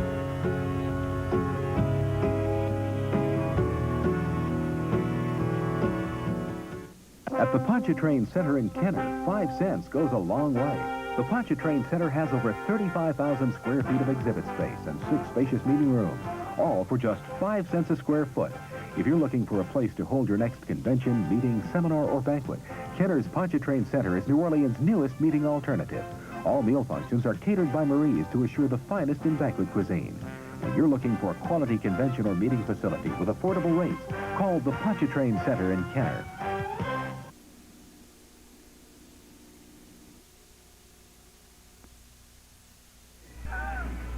And trying to settle down now, trailing 15-12. What a comeback by St. Aug. They trailed 12-0 and were being totally outplayed. And they showed their perseverance and the kind of character they possess to put themselves in a position to win, which they are now. And now it's up to the Purple Knight defense to try to preserve that 3-point lead. Kenny, just a great effort on that last play by St. Aug to bust that long touchdown run. Rolling left is Bro, under pressure, looking, stopping, throwing, and overthrows Tarantino, who is extremely well covered. Out of bounds, incomplete. Good coverage by Paul Brown, who had a big play earlier, and it's 3rd and 5 for Jesuit. Clock stops with 2:32 to play. As Bro rolls out, he basically cannot find anybody open. Good blocking allows him just to keep rolling towards the sideline. Finally, he's got to throw the football before he goes out of bounds and throws it high and out of bounds. Yeah, the coverage was simply too good. 3rd and 5 at the 28. Twin receivers left, a single receiver right, a single setback. Bro rolling to the left side again. Has time. Steps up, he's going to run. He's at the 30 to 35, and he has a first down up to about the 39-yard line. Ryan Bro for about 11 yards. With a big conversion there for the Blue Jays. He has a first down. He made a good decision there. He does. Again, he's going to take the ball and roll out to the wide side of the field. As he rolls out, he sees his receivers covering, but he sees that the defense is over pursued, and now he cuts back against the grain, does a nice job of picking up first down. And now Jesuit burns one of its timeouts. Blue Jays take a timeout with 2:08 to play, and they will monitor that timeout situation closely and the clock closely now as well. Bro has to come over and adjust his equipment. That was part of the reason for the timeout after he went down. Shoulder pads got knocked loose, and he has to make that adjustment, and he's making that right now as we speak. What a ball game we've had. And Steve, next week we're going to see Jesuit again as they take on the Shaw Eagles, who have been outstanding this year, ranked in the top 20 nationally and ranked number 3 in the state, and coming off of an impressive win over Brother Martin here at Tad Gormley Stadium this past weekend. Got to see that game last night. Shaw got off to a slow start, some big plays early by Brother Martin, long runs around end for touchdowns, but Shaw finally gets untracked, and Chucky Forquette leads an arsenal of offensive weapons for the Shaw Eagles. The way things are looking, Shaw may be catching Jesuit at a good time, too. The Blue Jays with some critical injuries here this afternoon. In addition to that, if the Blue Jays fall short in this game, this would be their 3rd crushing defeat in 4 weeks. When I say crushing defeats, the kind of games that they could have won, Steve. And they were talking on the field before the game, and all you heard was 48 minutes, 48 minutes. They played well enough to win every game thus far, but they haven't put complete games together, and they have to come back now to pull one out here this afternoon, trailing 15-12. This is the thing that can begin to affect a team psychologically when you play so hard but keep coming up short. Blue Jays back in their huddle, discussing things, trying to get everything settled down, and they have an arsenal of Ben Tarantino, Todd Galemi, primary guys to look for in this situation. Matt Roger made a catch a moment ago. It really could come down to the quarterback, Ryan Bro, Steve. He's had some good throws and some that have been a little bit off the mark here this afternoon. They've had some near misses numerous times in this ball game, so they're not that far away from coming up with a big play. That's true. A number of times Bro had receivers wide open, but was a little high with his throws, and the interception by St. Aug came off of high throws that were tipped by the Jesuit receivers. Jesuit with 3 receivers right. In the slot right is Galemi. Roger and Tarantino also that way, and they run the handoff inside, and big hole for Galemi, crosses midfield. He crosses the St. Aug 40. He's down to the 38-yard line. Big play for Galemi, and a first down for Jesuit. Dominique may have prevented a touchdown. Just a huge run by Galemi. A nice call also by the Jesuit coaching staff. They're expecting pass all the way, and they hit a little delay draw up the middle with Galemi. Just burst right through the interior line into the secondary. Terrell Green helps make the stop, 22-yard gain. The give to Galemi again, reverses his field to the 40 and driven down a yard behind the line of scrimmage. A big tackle there by number 18, Sean Johnson, and the clock will continue to roll with 1:45 and counting, and now the clock is stopped. Jesuit calls another timeout. So a timeout on the field with 1:45 to play with our score, St. Augustine 15 and Jesuit 12. Back in 30 seconds. This is the WSMB 1350 AM Cox Cable Prep Football Game of the Week. The 94s are coming, and the 93s must go. And at the original Bone Ford in New Orleans, we're slashing the prices on all new 93s to make room for the 94s. You can get a new 93 Crown Victoria at $3,500 off, or take the Bronco with $6,800 off, or the exciting Taurus SHO with $6,500 off. And they've got all the extras. Every new car, truck, and van will be drastically reduced, so hurry in for low prices, high trade-ins, and low interest rates. These deals won't last long, so come to the original Bone Ford in New Orleans, your 15-minute confidence dealer. 15-12 our score. St. Aug over Jesuit, 1:45 to play. What a ball game it's been. Todd Galemi has put together one terrific effort here this evening. The fumble notwithstanding, he's really carried this offense for Jesuit as he has much of the year, and you'd anticipate that. He's just a junior too. He's got a bright future ahead of him. Outstanding effort by Galemi. Some super runs. Good blocking on some of them, but some he's done on his own. Now some recovery time for Galemi and the Jesuit offense following that timeout. But, Steve, they've burned a couple now, and by my count, they only have one left. One left, and you got to think that they need to save that if they do get within a situation where they have to kick a field goal. They need to keep that timeout and able to get their field goal unit onto the field. 2nd and 11 from the 40. They're not in field goal position yet. 27 carries, 173 yards for Galemi, who dots the I formation behind Bro, who's back in the pocket to throw. Steps up, looks, throws it into the turf, and I'm not sure where he was throwing it there. Nobody really in the vicinity. He just threw that one away, and it's 3rd and 11. And a bit surprised there, Steve. They haven't used him as a drop back passer all day. Doesn't have great height to be able to see the field from there. That's not his cup of tea. Quite frankly, a little bit of a surprise. No, all the big pass plays they've hit earlier was with him rolling out, waiting for his receivers to do a crossing or drag pattern to find the open areas. Jesuit needing a big play now. It's 3rd and 11 from the St. Aug 40. 3 receivers to the left side of the field. Bro rolls that way. Flag is down. That may be on Jesuit. Bro stops. He looks. He throws. And the pass is caught for a first down. And another flag. That's defensive interference. So now we'll have to see what the first flag was about. Could be offsetting, which means the play would be over again. The first flag is going to be motion. Going to offset. Illegal procedure against Jesuit, and then pass interference on illegal motion on the offense. Pass interference on the defense. We'll repeat the downs. 3rd down. That was obvious. The penalty was on Jesuit initially, and then the pass interference gives Jesuit at least the down over again. As the 2 wide receivers came to the near side of the field, they were talking, trying to get their signals straight or between them, but they were moving. And, of course, you have to be set for 1 instant before the ball is snapped. That was one of Bro's better throws, too. He stuck that one in there. He really did. Bro, 7 of 21 for 62 yards, 1 interception. 1:33 to play. 3rd down, 11 Jesuit from the St. Aug 40-yard line. And the I formation behind Bro, and the fans on their feet once more. Twin receivers left this time. Bro rolls that way again. Looking, still looking, stops, throws, intercepted. He threw it into the arms of Marlon Dominique, and the Purple Knights may have just put this one away. Dominique on the interception. Flags are down, a late hit. That'll cost Jesuit 15 yards, and it appears St. Augustine has pulled this game out as Dominique comes up with a big interception. Bro rolling out. Really, he seems to throw best on a run. His mistake here is trying to throw back inside. And whenever you do that, there's a high percentage that the pass will be picked off. Here he goes, rolling, looking. And then you're going to see him at the last instant try to jam it to the inside. St. Aug does a good job of just coming up, making the interception by Dominique. Dominique has come up with a big play to perhaps preserve this ball game, and the penalty will be marked off against Jesuit now. 15 yards. And the line of scrimmage will be the Jesuit 44 with 1:23 to go. And this one's all but over because Jesuit can only stop the clock once more. What a win this will be for St. Aug, and another crushing defeat for Jesuit. This one the most important because it's a district game. And you have to realize that on first down, the give is straight ahead. That's Wilson, and he fights his way down to about the 40-yard line.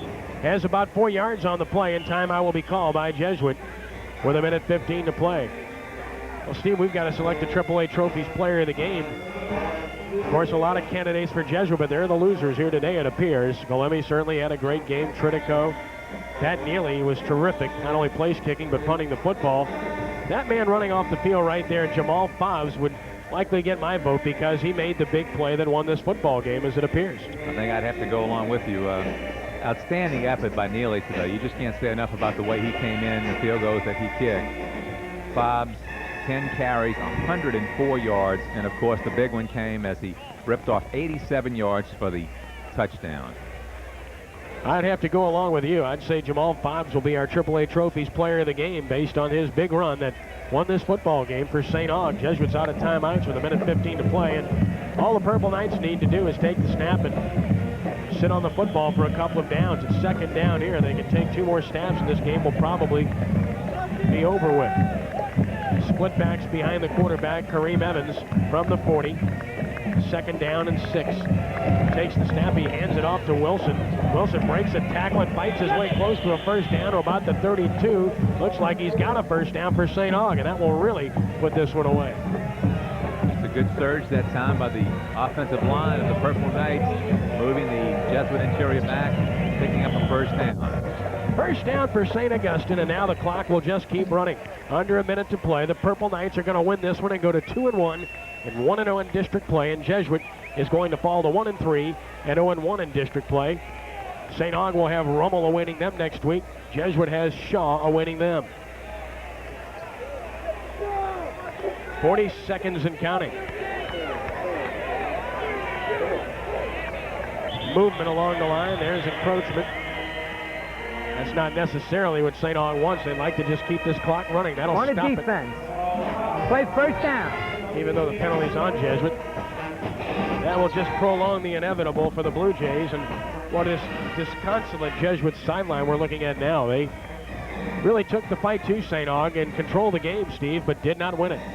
As you said, Kenny, this has happened to them in their other ball games this year, and the thing they have to guard against now is a mental letdown. This type of situation can really work on you mentally, so the Jesuit team and coaches have to work that out for them. Evans kneels on the football, and that's going to do it. The clock to 10, 9 seconds, and St. Augustine has defeated the Jesuit Blue Jays by the score of 15-12. What a fine game this was this afternoon. Outcome in doubt all the way to the end. The final nail in the coffin for Jesuit, the interception by Dominique. And the St. Augustine fans rejoice. The Purple Knights win at 15-12. Respect in the middle of the field as these players shake hands, and there's a lot of respect.